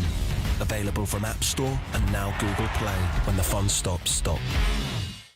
For people, for plans, for 200 years. Say this is your monthly data allowance. Here's all those Facebook updates, an episode of Game of Thrones. Now, most mobile networks come the end of the month, take back whatever you haven't used. But Sky Mobile is different. They let you roll all your unused data for you to use next month, next year, or even later. So, say hello to rolling your data for 3 years. Only with Sky Mobile. Sky. Believe in better. All right, let's do this. This is how it's done. That's a driver win, like saving on car insurance.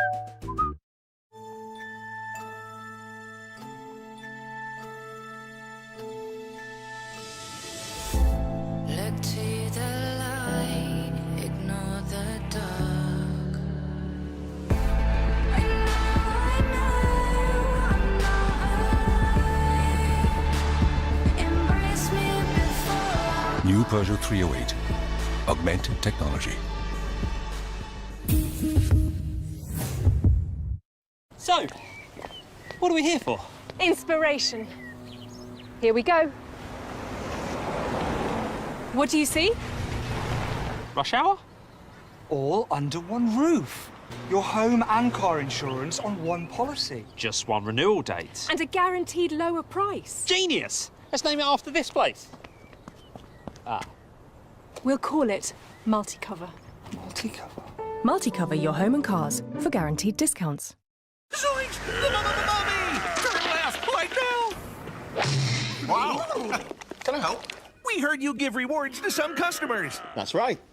As a reward current account customer, you can get money back from the types of places you like to shop. And eat.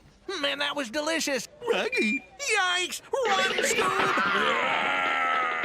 Goodbye. Nice work, guys. Scooby-Dooby-Doo. Scooby-Dooby-Doo, where are you? The man who pulled sword from stone. Behold, your born king. Buy and keep King Arthur Legend of the Sword in Sky Store now. This October, Sky Sports dedicated channels bring you all the drama and passion from the sports you love. Here's Lukaku. And what a wonderful finish! This is going to be so close. And there's the try! Feel it all this October on Sky Sports. This is the last. It's important to get that kick away. Johnson! Oh, welcome back to the AJ Bell Stadium, where it is the final game of the season for the Salford Red Devils, and it's a game St Helens need to win to secure a semi-final spot, and they're leading 12-4 at half-time in what was an incident-packed first 40 minutes.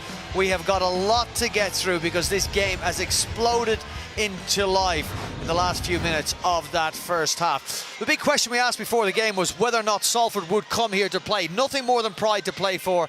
Early tries suggest, John, that they came here with a lot of intention. Answers on your screen, yes they did. All six on the long side, that's the first interesting thing. You could narrow this down to one man getting up too hard and putting too much pressure on himself, but I'll prefer to look at the shape that they've got off this scrum and how they work with that.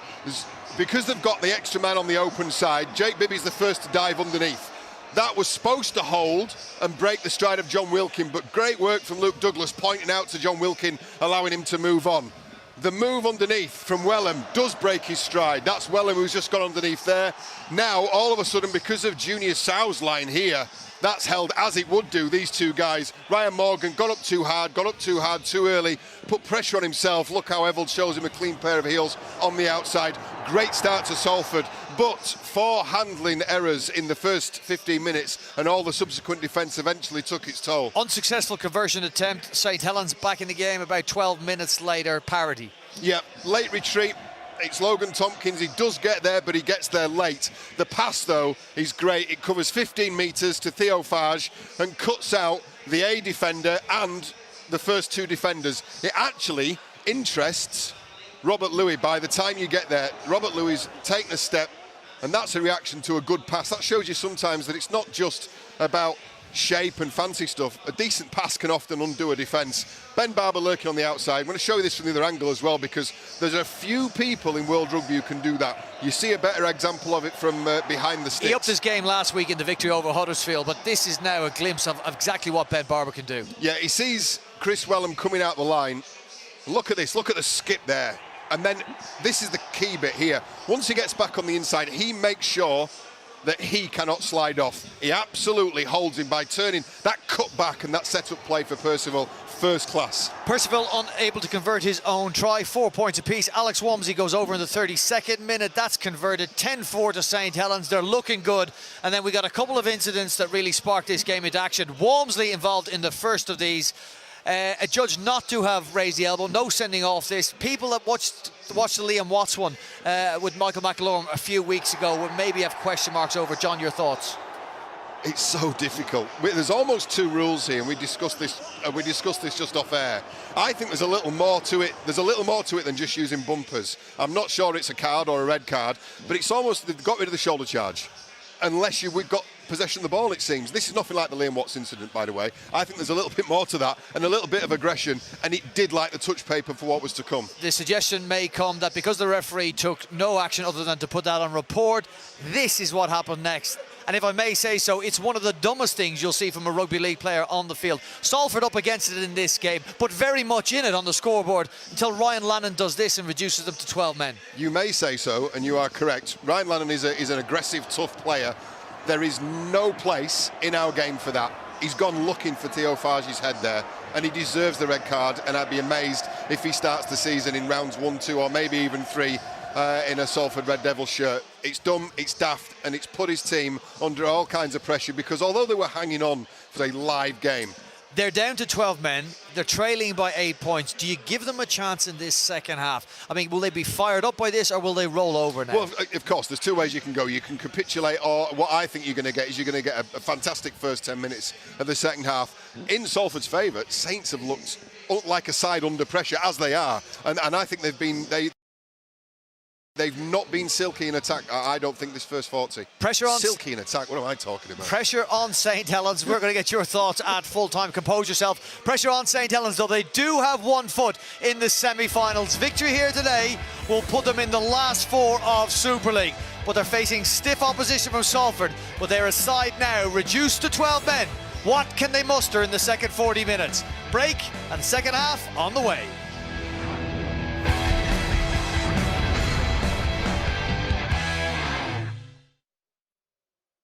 What a comeback! And what a beautiful kick!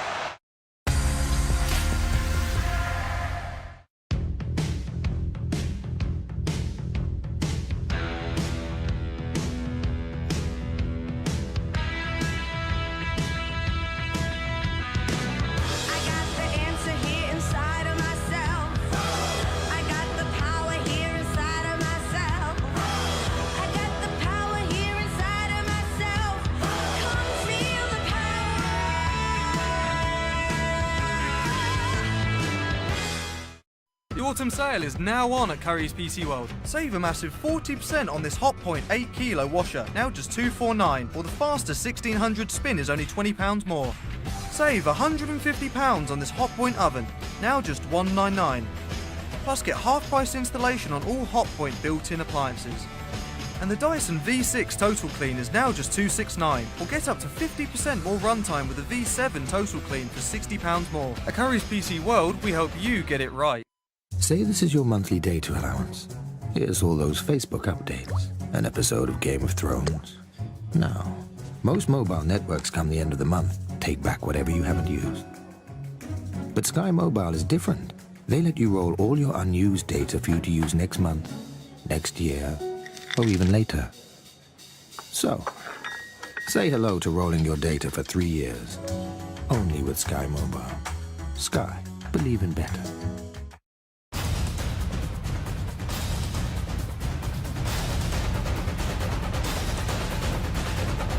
Skechers Sport with memory foam.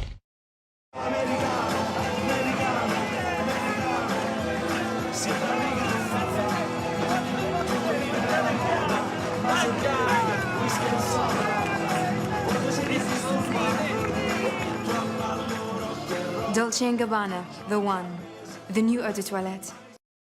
Match day's my favourite day, despite all of these bums in my face. And the clueless steward clearing the way. We've cleared the way for you to join Paddy Power's VIPP Club. Just place 5 bets of £10 or more in a week, and you'll get a free £10 bet the next week. At least we got the best seats of them all.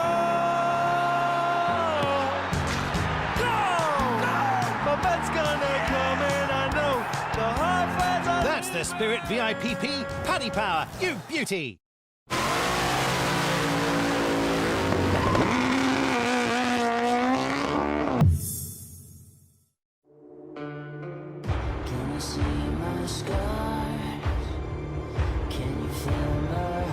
Everybody thinks we were this perfect family, but we were a disaster.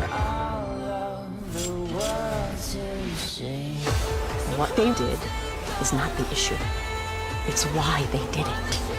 Brand new series, Law & Order True Crime, starts next Thursday at 9 on Sky Living. When was the last time you saw the news and weren't terrified? The Russell Howard Hour starts tonight at 10, exclusively on Sky One. Second, third effort, fourth effort. That's desire. That run is all about desire.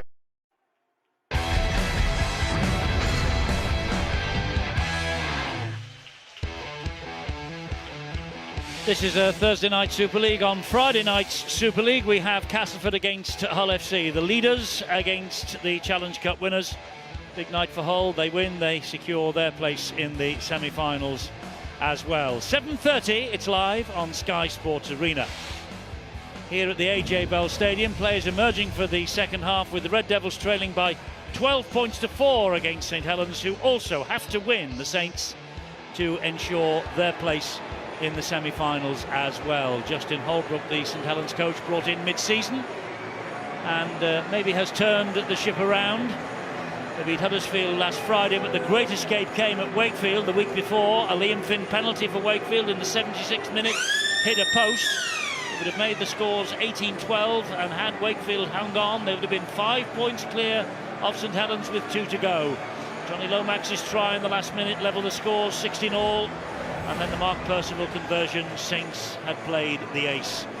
And they come into this match knowing victory is required to get them to within 80 minutes of Old Trafford once again for an 11th appearance in the grand final.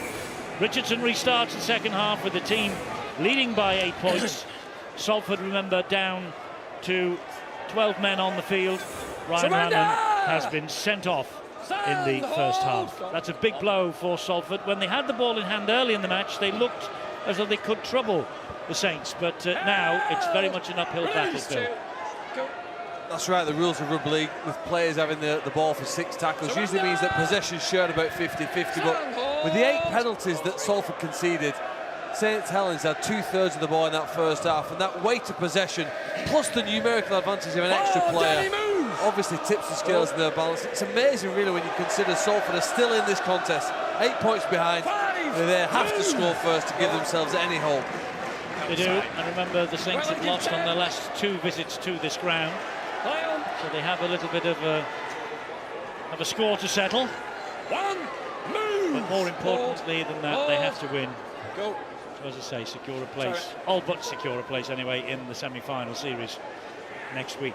Castleford next Thursday will kick the playoff semi-finals off, and then we'll be at Headingley on the Friday. So Castleford against somebody and Leeds against somebody. There's an injury here for a Salford player. He's Haraki went flying over the contact area. Time off, tackle 4. Child rightly This way, guys, tackle 4. halts the clock. Well, he's not allows Haraki to come get some treatment. He's not a player to stay down well, Haraki. You can see when he goes in, is it his arm? Yes. Just clips. You right, mate? Yeah, it's the head of Tommy Makinson. Tommy Makinson, he begins that set of 6. He catches the ball on the front, on the full. He's a player that always returns the ball as hard as he can, and he does his second carry, and it looks like Haraki have a nasty lump and a nasty bruise in the morning on his forearm. Something to take with him into the close season. He finished 7th. Will Salford, as we said in the first half, no matter what happens here tonight. Hold. Go. Well done. It's been a good season for them all in all. Great start. Petered out somewhat, which is a disappointment, I know, to everyone here at the AJ Bell. Turnover. It's the turnover. Did it not come off the Salford play? I think he did. Vatavai, didn't he? Vatavai, yeah. Bounced on the floor and may well have hit him on the bounce back up, and there is the big winger trying to gain some valuable meters for his side. Yeah, it looks like it hits his arm. Offside. Well, this is what they need, isn't it? Saints offside. Yeah, well, Haraki saying to his teammates, let's get forward here. Saints again just trying to take the game away. A little bit of luck From for Salford, it Salford. comes off his right arm, and then it goes backwards by Dominic Peru. They get away with it, and Salford now are in good field position. One, move! Hold. 30 metres away from the Saints line then, as Junior Sau plays the ball. Here comes Josh Jones. Robert Louis is the key here. They want to put the ball to him, and St Helens need to cope with what threats he's got around him. Oh, well, I said they're going to put the ball to him. They couldn't get it to him in the first place. Gareth O'Brien.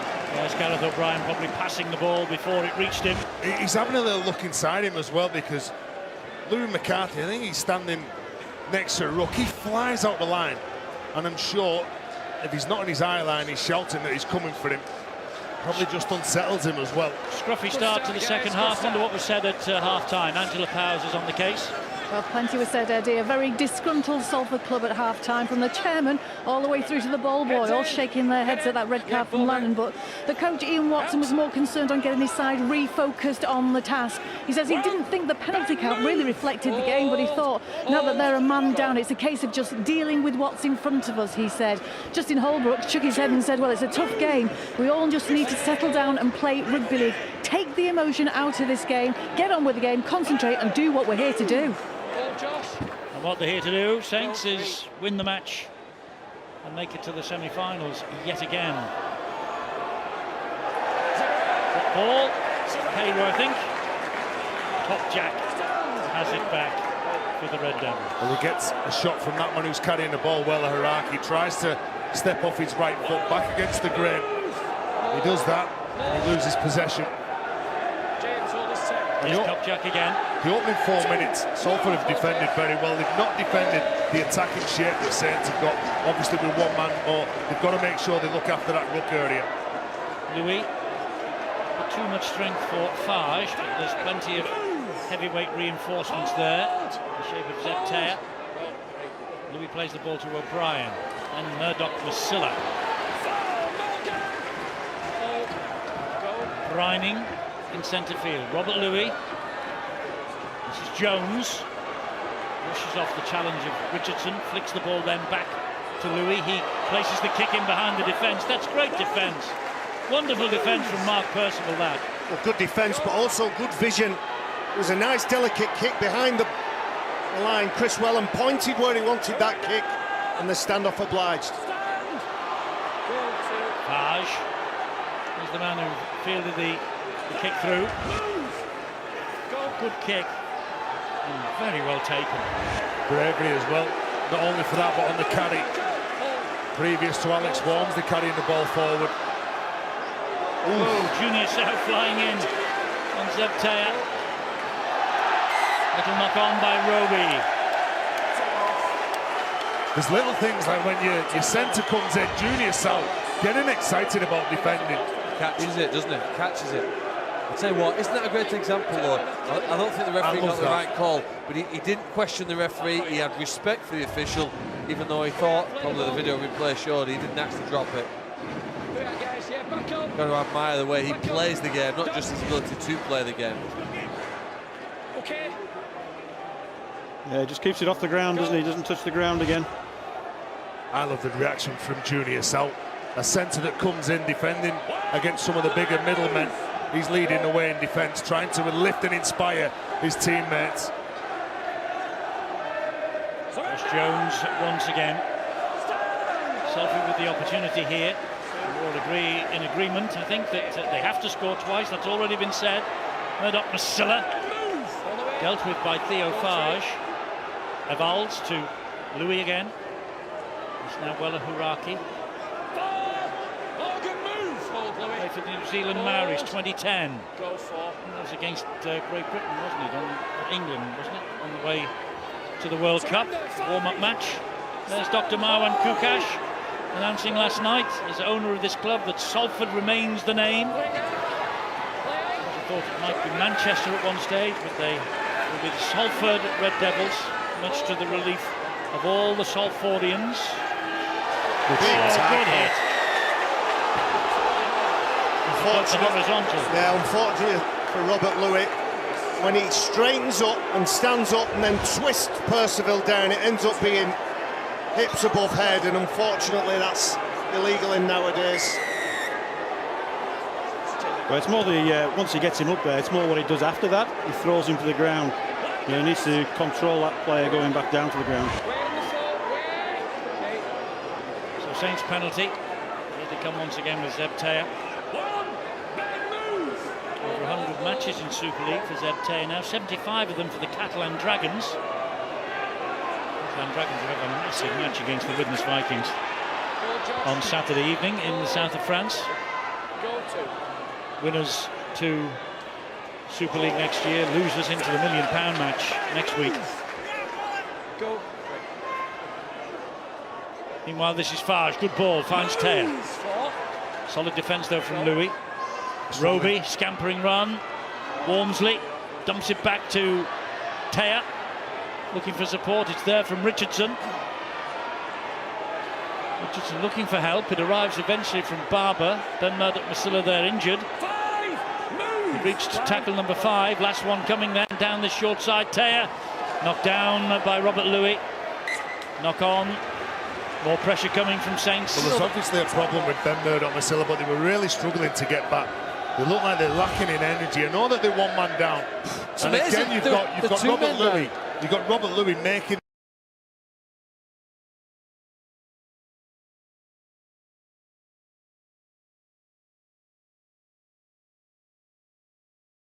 this.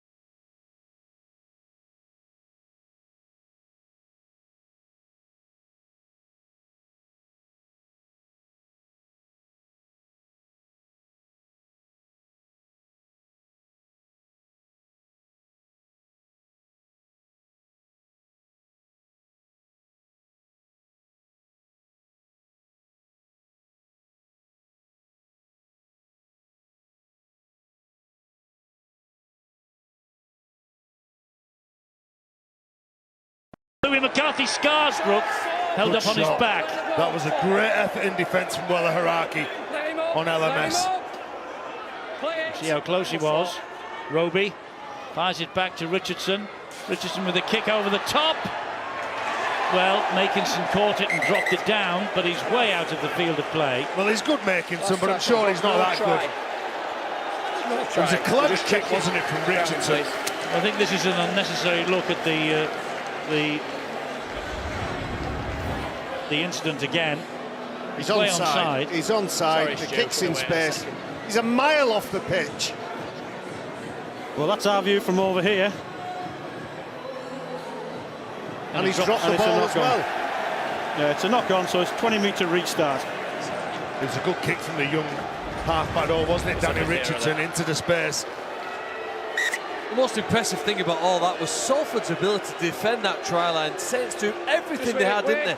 Trying to crash over and get those 4 more points to settle the nerves and extend the lead in this match. Salford's commitment there, maybe the team is. I suppose the key in this sport is playing with that extra motivation that 12 men have when you've got 13 on the field. What I say, and I understand what you've both been saying about St Helens. There's a lot of ball movement, and not necessarily to players in spaces, but I think that in time will pay dividends for the Saints side. That's a wild pass from Salford into touch. And I think that's that fatigue element as well. They're having to stay up, they're having to paddle, get back, move forward. They're doing it a number of times under pressure. Well, the pressure comes from the movement from Regan Grace. When he spots Nyla Valls, he's caught out. It's probably 3-on-1. 3 attackers to 1 defender, which was that man. He had to close the play down. So he shoots the line, and he makes Nyla Valls throw that ball. And it's a wild, risky pass as well. Let's form up, Salford. Approaching the 50th minute.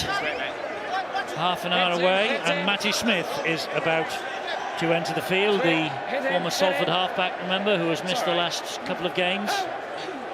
76 matches he played for Salford. Well, you said that it was his drop goal, wasn't it, when Saints beat Salford 25-24 back in June, that started St Helens' charge to a possible grand final. You know, when they were 24-8 down with less than 10 minutes to go, scored 3 tries, and then his drop goal after the hooch had actually sounded was the start, really, of it, and I suppose the point where people say you can never write off the Saints. Nehru plays the ball to Roby. Here is Theophage. Whoa, what a hit that was. He's brave, and he's not the biggest, but he always goes at the line. Great hit by Craig Kopjak. Smith on the field, feeds Taya, inching ever closer towards that line of the Saints.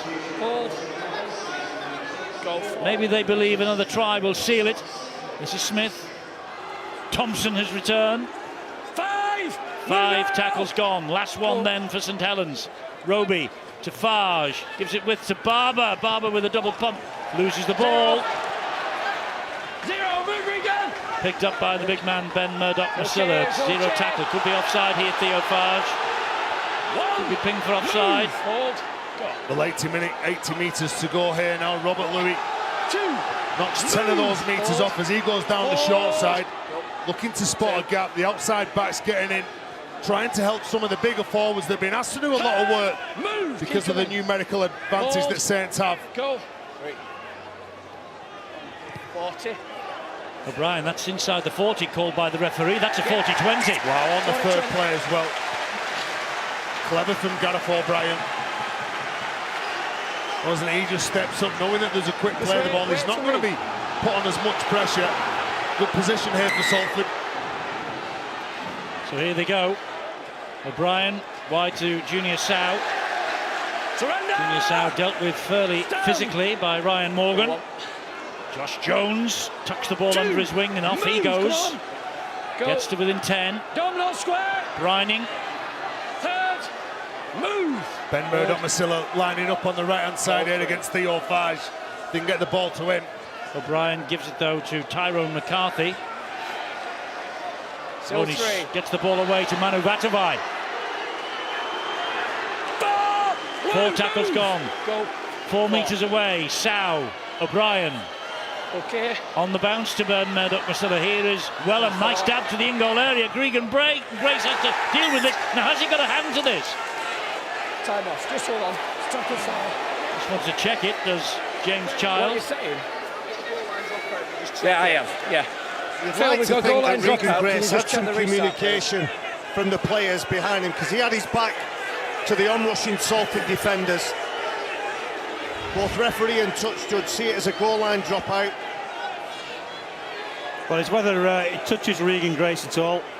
Well, we've got a knock on first by Salford, so I think this will be a 20-metre restart. They've called it a goal line dropout on the field, yeah. But you can see there, just gets his hand to it before Regan Grace kicks the ball. So that will be classed as a knock on. So, Grace is trying to shield the ball out.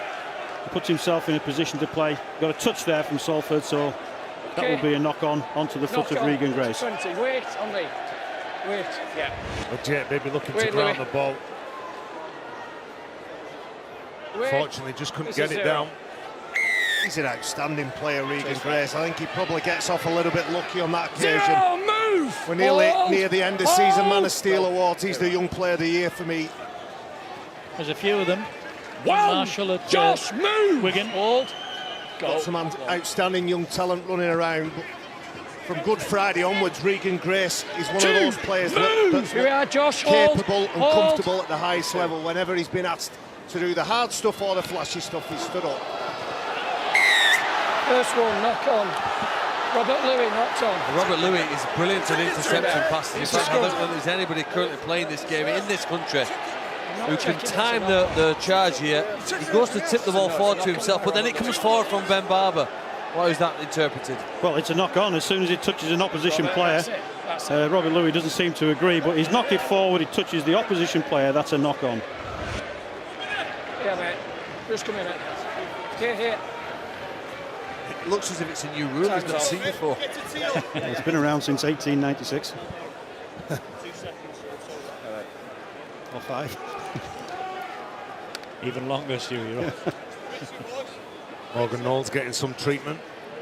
Another young player with outstanding future. He's had a great season, hasn't he?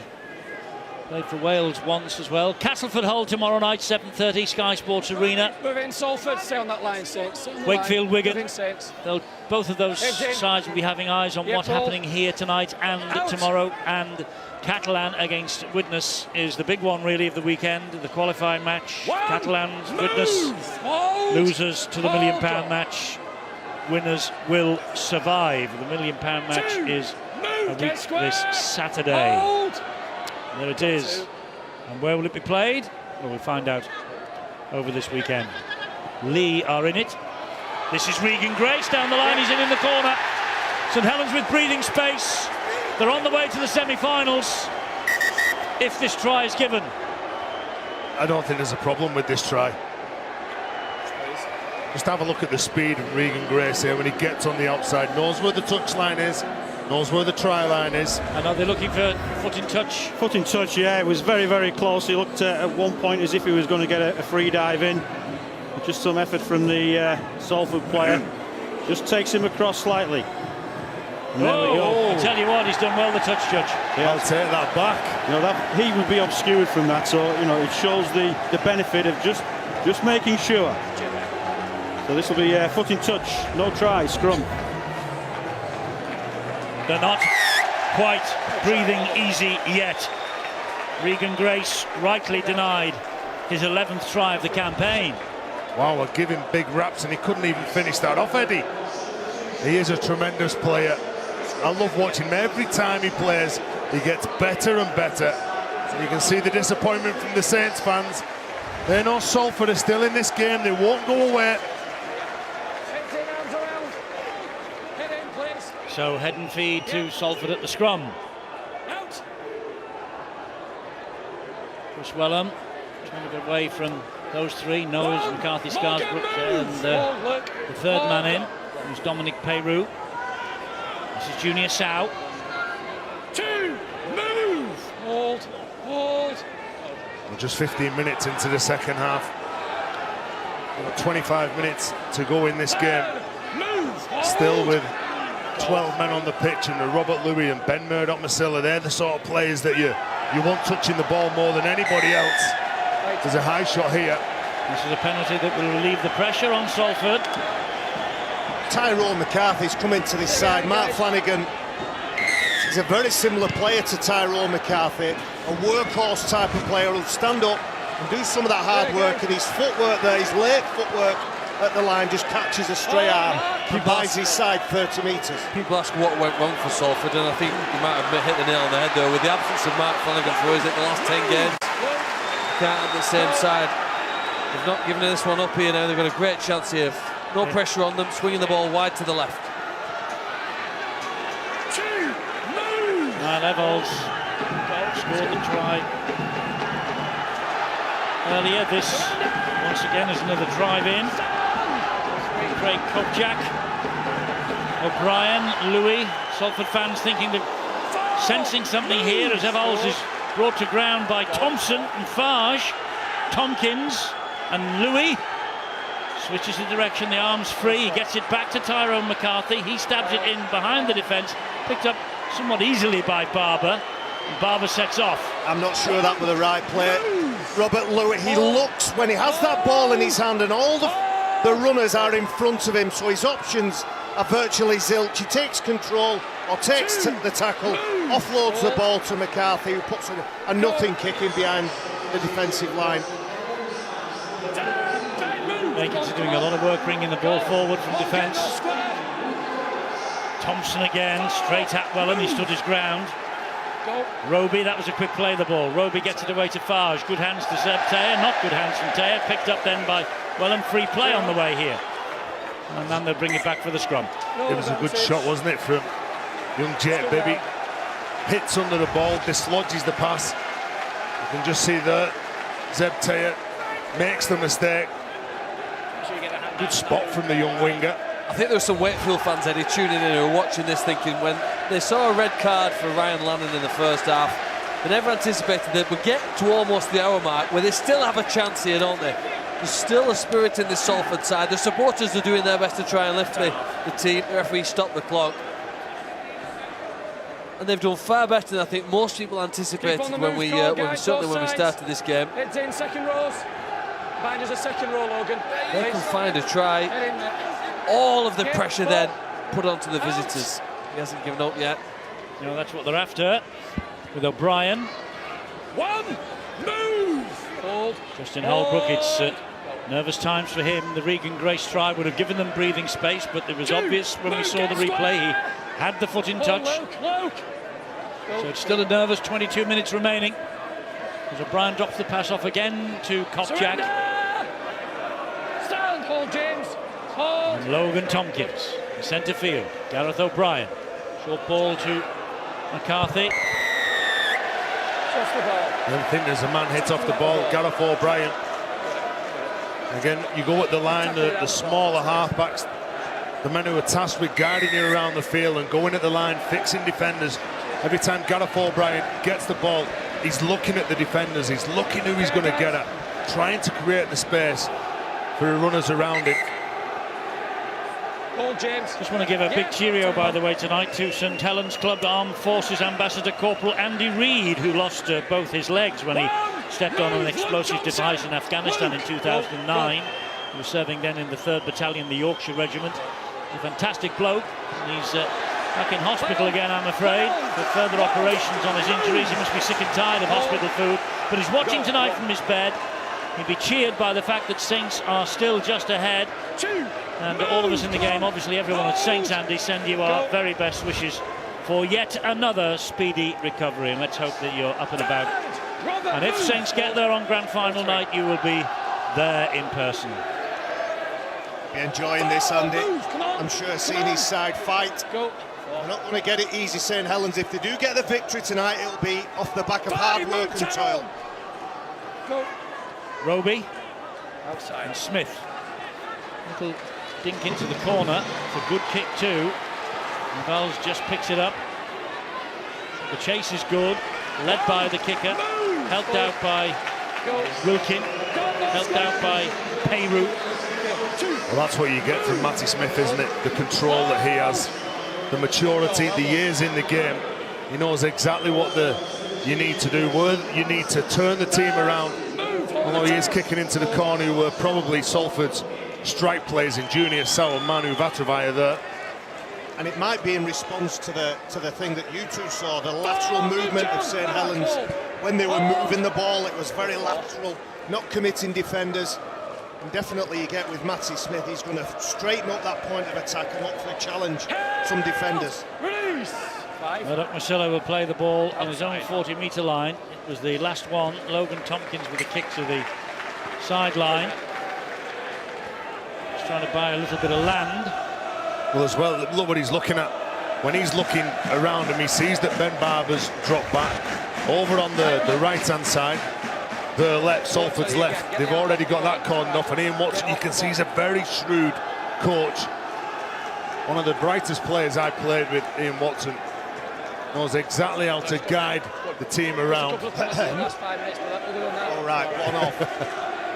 Well, they got a victory here against St Helens, 22-14 in March. The season was going really well for them then. It's for Salford. They should have beaten them again at Saints in June to end a 37-year losing run to St Helens away from home. They were 24-8 up with 8 minutes to go. Matty Smith's drop goal from the halfway line as the final siren was about to sound. A 34th consecutive away defeat to St Helens. Soon after that, they had the Challenge Cup semi-final disappointment, and their season hasn't really picked up since. They've worked hard, but they haven't had the rewards. It's a solid enough run from Luke Thompson. He always fights above his weight, doesn't he, Luke Thompson? This is Wilkin. Back it comes to Farge. Barber, quick hands over the top to Regan Grace. He was off at the outside, and Bibby got him down as he went inside. Barber to Fage. Luke Douglas. Keep coming. Roby in centre field. Bit of pushing and shoving, hands in again, and they want 2 points. One young man wants 2 points, the others around him say, let's keep running it. Well, that's how close the Saints fans think it is, isn't it? Go for 2 points in front of the sticks. I think they're going to run it, though. Wait. Time off. Back up. Back up. Well, Theo Fage wants to go for 2 points. James Roby wants to keep the pressure on here. And he gets the winning vote. Seniority there, I think, taking control. Now then, James Roby at dummy half. Has he made the right decision? Matty Smith, Theo Fage, short ball, chances, try for Zebtea. Roby plays the ace. St Helens increase the lead. No need to refer this one up this time. It's 16-4. Suddenly, the lead becomes almost unassailable for the 12 men. And St Helens are on the way to third place tonight. Where they will finish, we'll find out in 24 hours' time, maybe. Certainly on Saturday. And they're on the way to the semi-finals. Well, this is where Saints get the penalty, and the fans were nervous, saying that he should go for 2 points here. But the player and the standout performer in James Roby, he knows when you got a team on the back foot, all of a sudden you shift that ball to the left edge when you've got players like Zebtea who can crash onto the ball.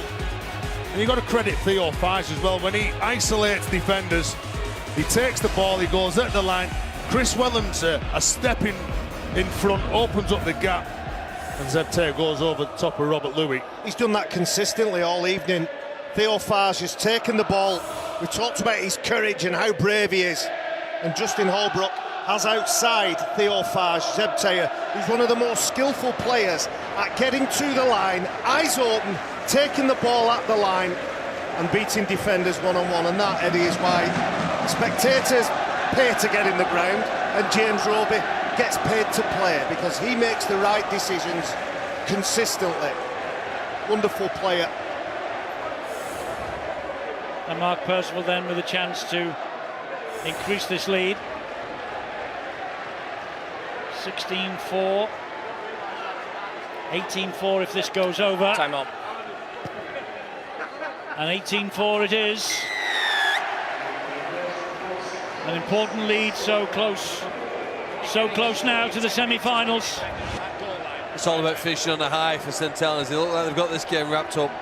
Developing a team combination, having players giving the ball player options. Fage had a chance to pass it to 2 or 3, found the right one on that occasion, and it's all smiles for the Saints fans. They're thinking they're going to be making a journey just down the road in a couple of weeks' time. Yes, it's been all about Castleford all year. They're 12 points clear of the field at the top of the table, but they have the assignment against Hull tomorrow, then their semi-final. Season's not yet done for the league leaders. They have to peak at the right time in rugby league these days. Castleford have to peak tomorrow, and then they have to peak next week with a chance to get to Old Trafford. Castleford against Hull tomorrow night, 7:30 Sky Sports Arena. It will answer a couple more questions in the race for the top 4. Well, Salford might have gone for the short kickoff on that occasion. They go along, and all of a sudden, Saints are just pushing forward. Look at the numbers that they've got. Back-to-back tries, a possibility, isn't it? Yes, they're looking to close this game out. Percival gives it to Grace. Grace is pulled down by Jake Bibby. Go. Matty Smith now, crossfield kick from him. An invitation to chase it. It's the last. Flick back, was it? No, knocked on. It's a turnover on the 10. We've seen already with a couple of involvements from Matty Smith how crucial he's going to be in this run-up. And St Helens are one of the few sides to run a reserve grade. Matty Smith, Kyle Amor, just 2 of the players that played against Halifax last weekend in the reserves. He looks better for that run around. I know, speaking to him before the game, he needed that run around to get that mental edge for this evening. Daniel Murray.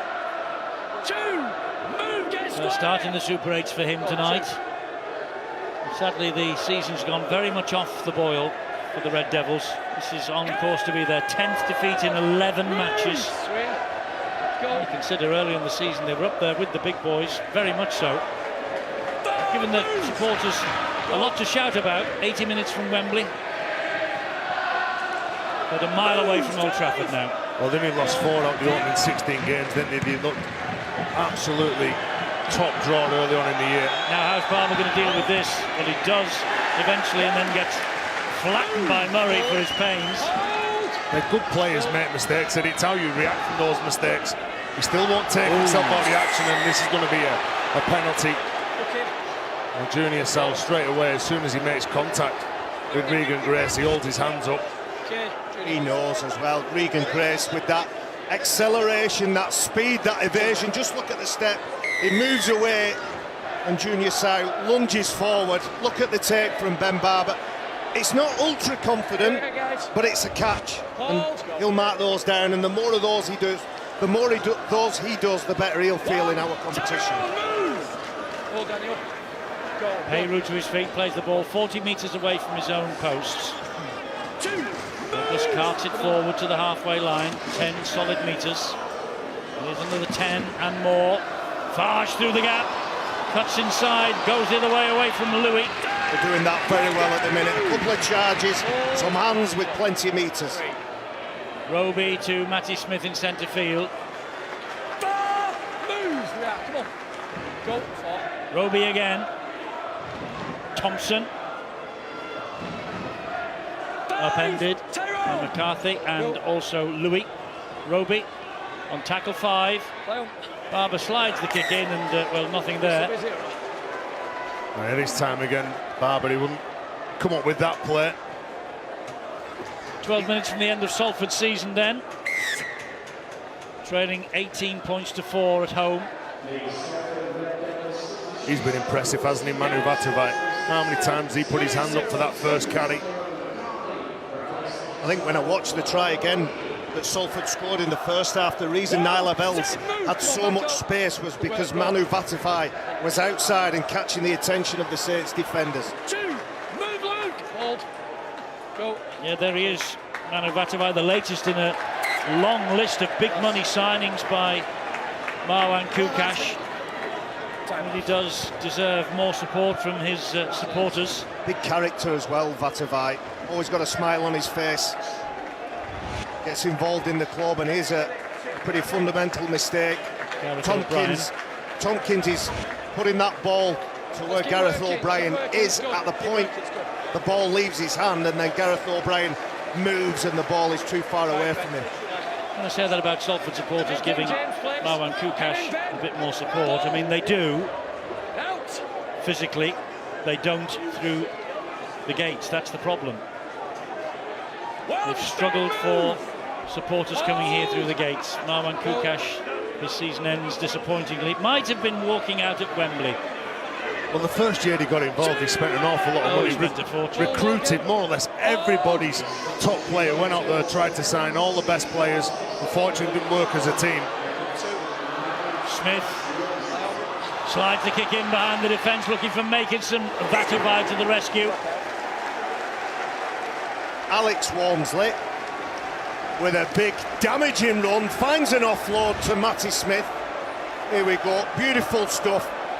You really have to front up against Walmsley. Finds that offload, delicate kick, and Manu Vatuvai just does enough to deny Saints. He plays with his eyes open, Alex Walmsley. When he goes at the line, he's picking out those smaller defenders. There's no point running at someone who's huge. If there's a smaller man in front of you, you can ride a tackle, offload the ball. He certainly does that. And then Vatuvai, not only is he big and strong, he's quick as well. Deals with that kick. And Makinson there just inches away from his 100th career try. Last against Wigan 3 weeks ago. Here goes Big Alex again. Another damaging run against Gareth O'Brien, leaves him on the floor. Roby taking responsibility himself and keeping going, and then being pulled back for a tackle against John Wilkin, I think, that was off the ball. Well, when he goes at the line, James Roby, he won't give somebody a ball. He'll word a tackle himself. No point even considering 2 this time. Luke Douglas against this tiring 12-man Salford team. Roby again. Bit of width finds Smith. Here's big Alex Walmsley. Second try of the night for Alex Walmsley. And he sets off on a dance of delight. Louis McCarthy-Scarsbrook leading the applause. They all Alex celebrate Walmsley. him. They all celebrate him. When one scores, the big fellas, they all celebrate. It scores for them all. That's 11 for the season now in the Super League this year for Alex Walmsley. And this is his 11th match in a row off the bench. Well, whenever Walmsley's had the ball, he's commanded the respect of the defenders, so he's committed them as well. And one-on-one, he's going to beat 99.9% of all Super League players, big Alex Walmsley. Good decision by Matty Smith to give him that ball early. Well, there's a lot of pressure on Jones, isn't there? Because Gareth O'Brien, the man who he bumped off the previous time he had the ball, he shoots the line, he opens up the gap. All of a sudden, it's a legs tackle from Jones. Well, he doesn't get off the line, he's going sideways. He doesn't look confident in making that tackle, and he was the man under pressure. Well, 2 tries tonight for Alex Walmsley. The last time he got 2 tries, the only other time he got 2 tries for Saints, in fact, at the Magic Weekend in Newcastle when they put Hull to the sword, you might remember. Percival then will surely add the extras.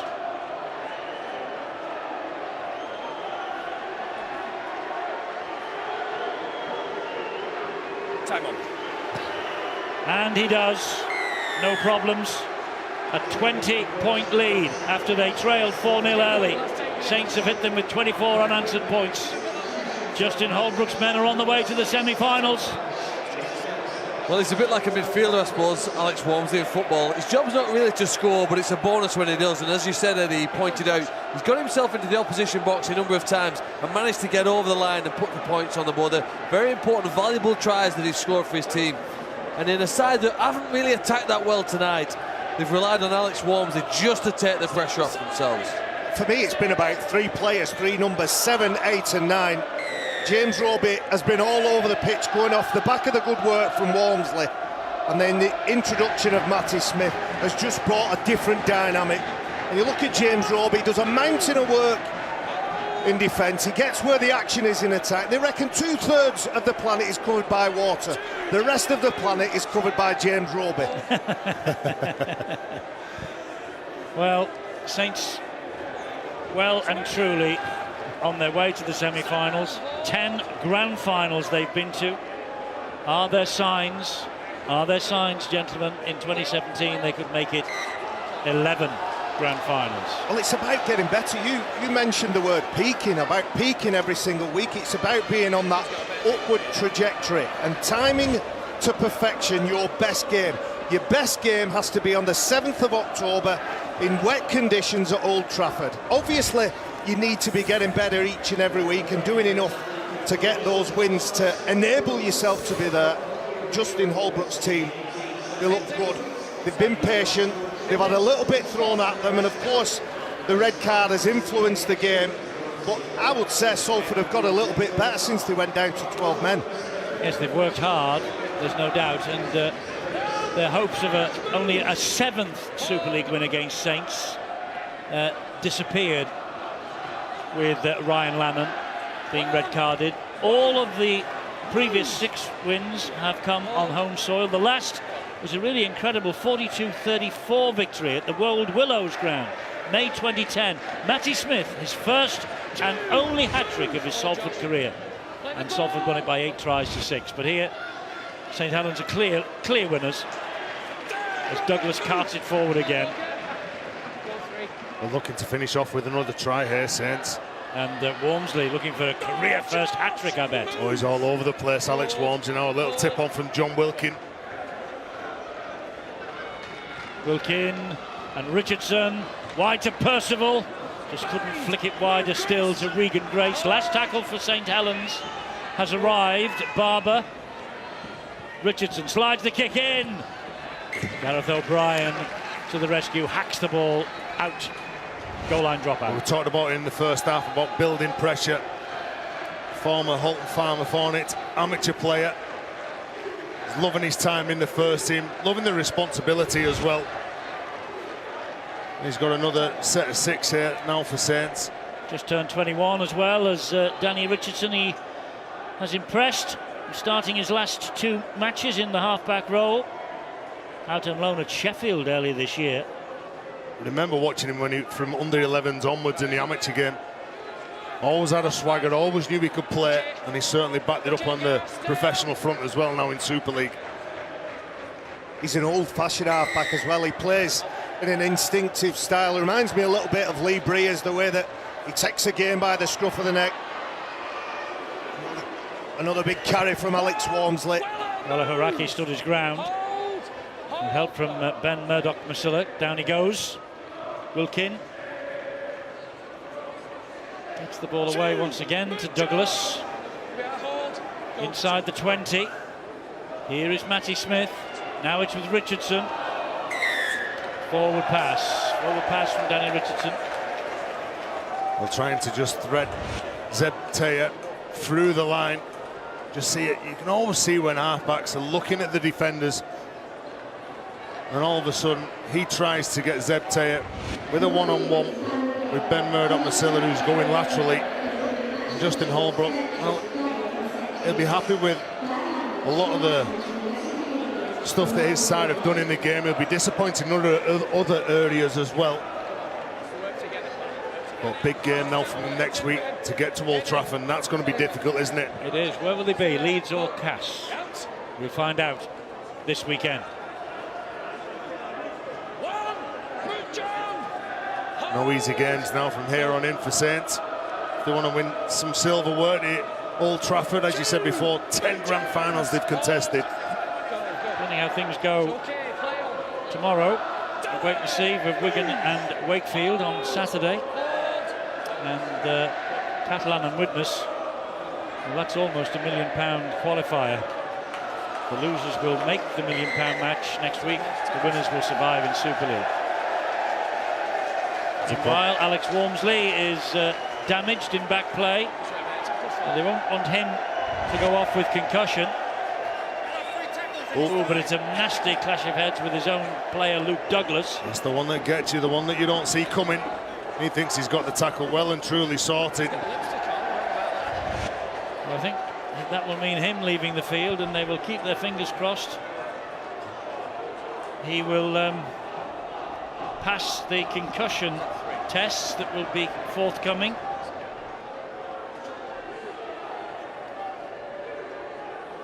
Done some work, Walmsley, in his 2 stints. He's also on report, remember, as well.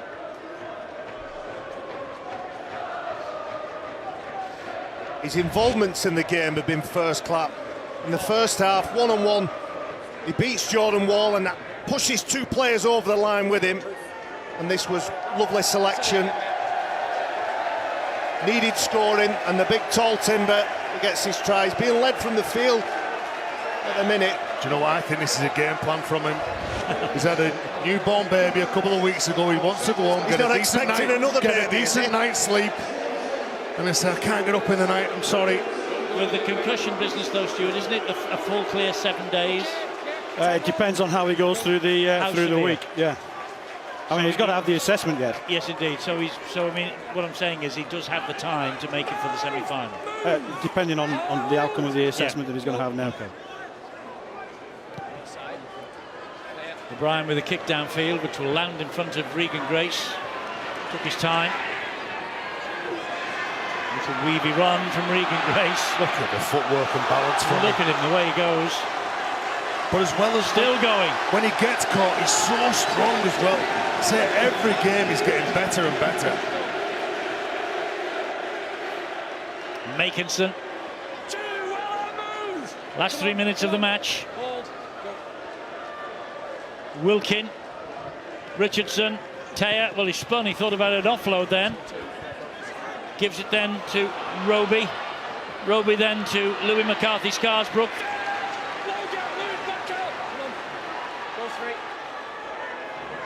This is Richardson. Over the top it goes to Regan Grace. Trying to burrow his way through. All academic now. St Helens have won the match. Question of by how many. 20 points at the minute.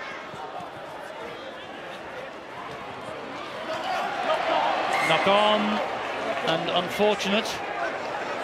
Well, the ball just presents itself in front of Jake Bibby, who's got to make a play for this one. Ben Barber's trying to give it to Percival. You can see that there's a mistake. Both players snatching at the ball. Unfortunately for Jake Bibby and Salford, the ball's not forward, so it's more pressure, just 10 metres from the line.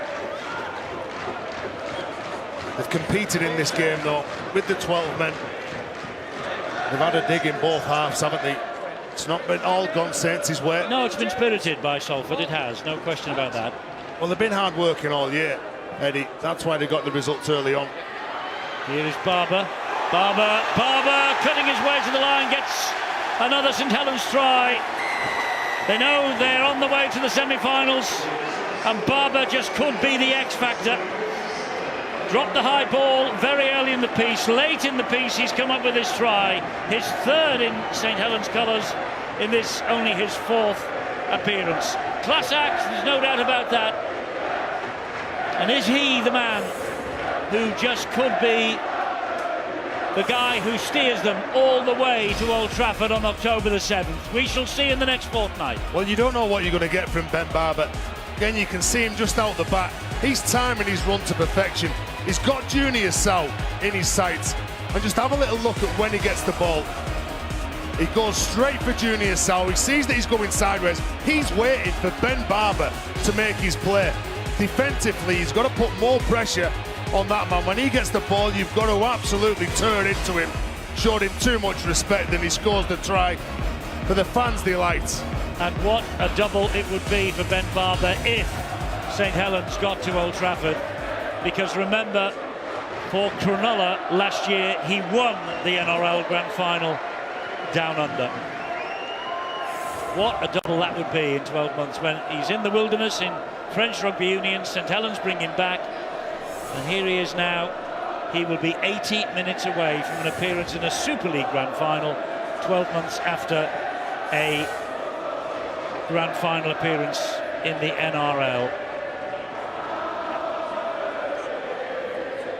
So Percival to try and add the extras to take it to 30 points.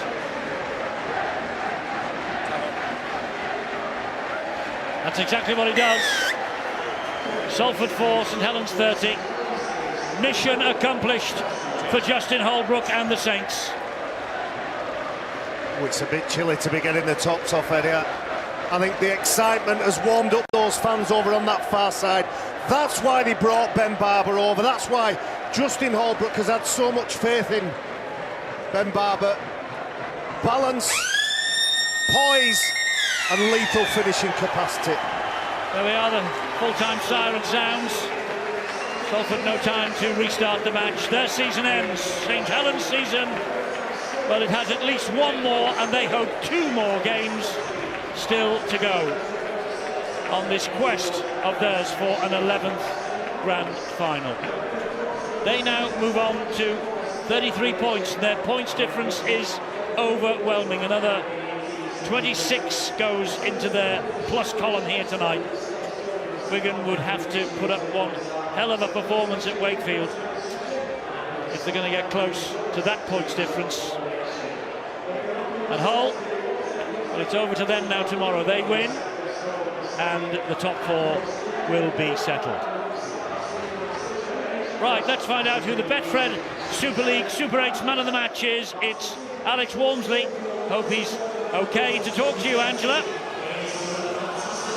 There you go, your Silver Star at 2 tries and walking off at the end, the injured shoulder. Told you, but you did your job tonight. You did what you needed to do, Alex. Yeah, that was it. I thought we was a bit nervous at the start, and which you can understand. It was a must-win game for us. We put ourselves in a really strong position now, and albeit man and a miracle, win the top 4, and that's what we wanted. There was a lot of emotion out there, and that's what your coach alluded to at half-time, that you needed to calm that down. You did that. Yeah, of course. Listen, it was their last home game, you know what I mean? And they've had a bad few weeks, and they wanted to finish on the bang, which you can understand. They're a quality side, so I think we was really happy with our defensive performance tonight, and we're going to need that in the coming weeks. It's been such a journey for you this season, hasn't it, as a team, to start off struggling, but to make this point now must be amazing for you. Yeah, I think even at the start of the year, it was all there. I think we just want hitting the right straps, and And listen, you know, we're happy where we are, really are. And obviously we've got an away game in the playoffs, albeit, and you know, we're 80 minutes away from a grand final. 80 minutes away. Did you believe that about 6 or 7 weeks ago? Do you know what we did? I think, listen, everyone wrote us off at some point, and we always believed in ourselves, and we're a tight-knit group, and I think when you're so strong together, you know, you can believe anything. So I think we always backed ourselves. Well, congratulations. There is your cheque for £250. Where's it going to go? It's going to the Dave Makin Foundation. And congratulations on the baby as well. Thank you. We have the winning coach as well now. Justin Holbrook, 99.9% there you are, maybe even third. It's been a great night at the office. Yeah, it was just important we had to win tonight, didn't we? You know, and we did that, which was great. You said at half-time as well about the emotion, you had to calm that down. You could feel that on the tension on the pitch as well, but you did get a grip. Yeah, we did. The game got a bit loose at times, and I thought we settled down importantly in the second half and you know, come up with some good tries. So, yeah, look, really pleased with the result. Important to get those tries as well at the end there, to give you build some momentum for the big game next week. Oh, definitely. Yeah, no, I just thought it was good to play the 80 minutes, and I thought we did that. And full credit to our boys. We've fought really hard for a long time now, and you know, we'll be in the fore, and it's great. And in particular our defence again. You know, I think we're the second best defensive team, could be the best after the weekend on tries conceded. So look, we're working really hard, and whoever we play next week, we'll look forward to it. We'll see you on the way to Yorkshire. Thanks for that. Yeah, thank you. Congratulations. Ian Watson, the Salford coach. A spirited showing from your boys. Yeah, I thought they were outstanding, to be fair, especially when we went down to 12 men. Some of the detail we spoke about in the changes at half-time, they kind of came out and they did there as well, and that's all credit to the boys. It's a good group of players. The scoreline probably didn't reflect how hard you had to work. Yeah, no, I think we've ended up having too much defending on the back end of it. When we did get our fair share of the ball in good ball, we just couldn't generate any speed, probably due to a lack of another middle in there. But it just is what it is. Just sum up your season. I know it's hard to do that at the end of the final whistle. Yeah, it's tough for us in some ways because we started so well and we always intended to do. That's the way we kind of trained pre-season. We're not a club who can rely on making sure we make the top four, so we have to do that way. And a bit of fatigue probably got us at the back end of the season, but I think that over the last 3 weeks we've kind of finished it pretty strongly, to be fair. And if you can cast your mind back to the start of the season, lots to be proud of. Yeah, oh no, there's a great group of players in there, and I say some of the young guys in there who will be better from all the experiences that we face in the Super 8s. Myself as well as a coach and experiencing this for the first time, I think we'll learn a hell of a lot from this. Have a great break, thank you. Brilliant, cheers, thank you, Angela. We have the chairman, Marwan Kukash, as well. What did you think about the way they've ended the season, Marwan? It's a bit disappointed, but listen, you know, looking back at the whole season, you know, we finished fourth or in the top four in the regular season. A competitive semi-final we played in. Every Salfordi should be proud of what the team have achieved this year. Let's not just remember the season by the last third of it. You know, like every team, we suffered with injuries. Unfortunately, ours came at the wrong end of the season. A solid start to the season, as you've just said. And going forward as well, you're staying as the Salford Red Devils, you're staying at this ground. Are you making any changes going forward? Well, the changes that there will be some changes, positive changes, I hope. And, you know, I think there are some positive changes coming that will take place. Hopefully that will increase the number of people coming to watch us. What are you looking to achieve yourself next year? What are you looking for? Wait and see. You're always very enigmatic for us. You've enjoyed the season. I love the season, you know, so far. If anyone said to me that you'll be in the top four, you'll be in the semi-final, straight after that £1 million game, and we spoke after that, straight after that, I wouldn't have believed them. So I'm absolutely proud of the boys, absolutely proud of the club, what they've achieved this year. And no Salfordian fan should be disappointed with the end of the season. You know, take the whole season, look at the whole season as a whole, not just part of it. Thanks for entertaining us. Thank you very much. Yeah, Marwan Kukash, happy with how the season went in general, if not the last third, in which it petered out very disappointingly. Somewhat cryptic in his answer as to whether or not he will be involved in the future of Salford. And there are some strong rumours swirling around the AJ Bell Stadium that this may be Marwan Kukash's last season here at Salford. That's for the future. We will discuss St Helens as they move into the semi-finals against 12-man Salford, They'll worry not about that. Good St Helens performers, 30 points to 4 victory. And John Wells will be with John Wilkin at the touchscreen at full time.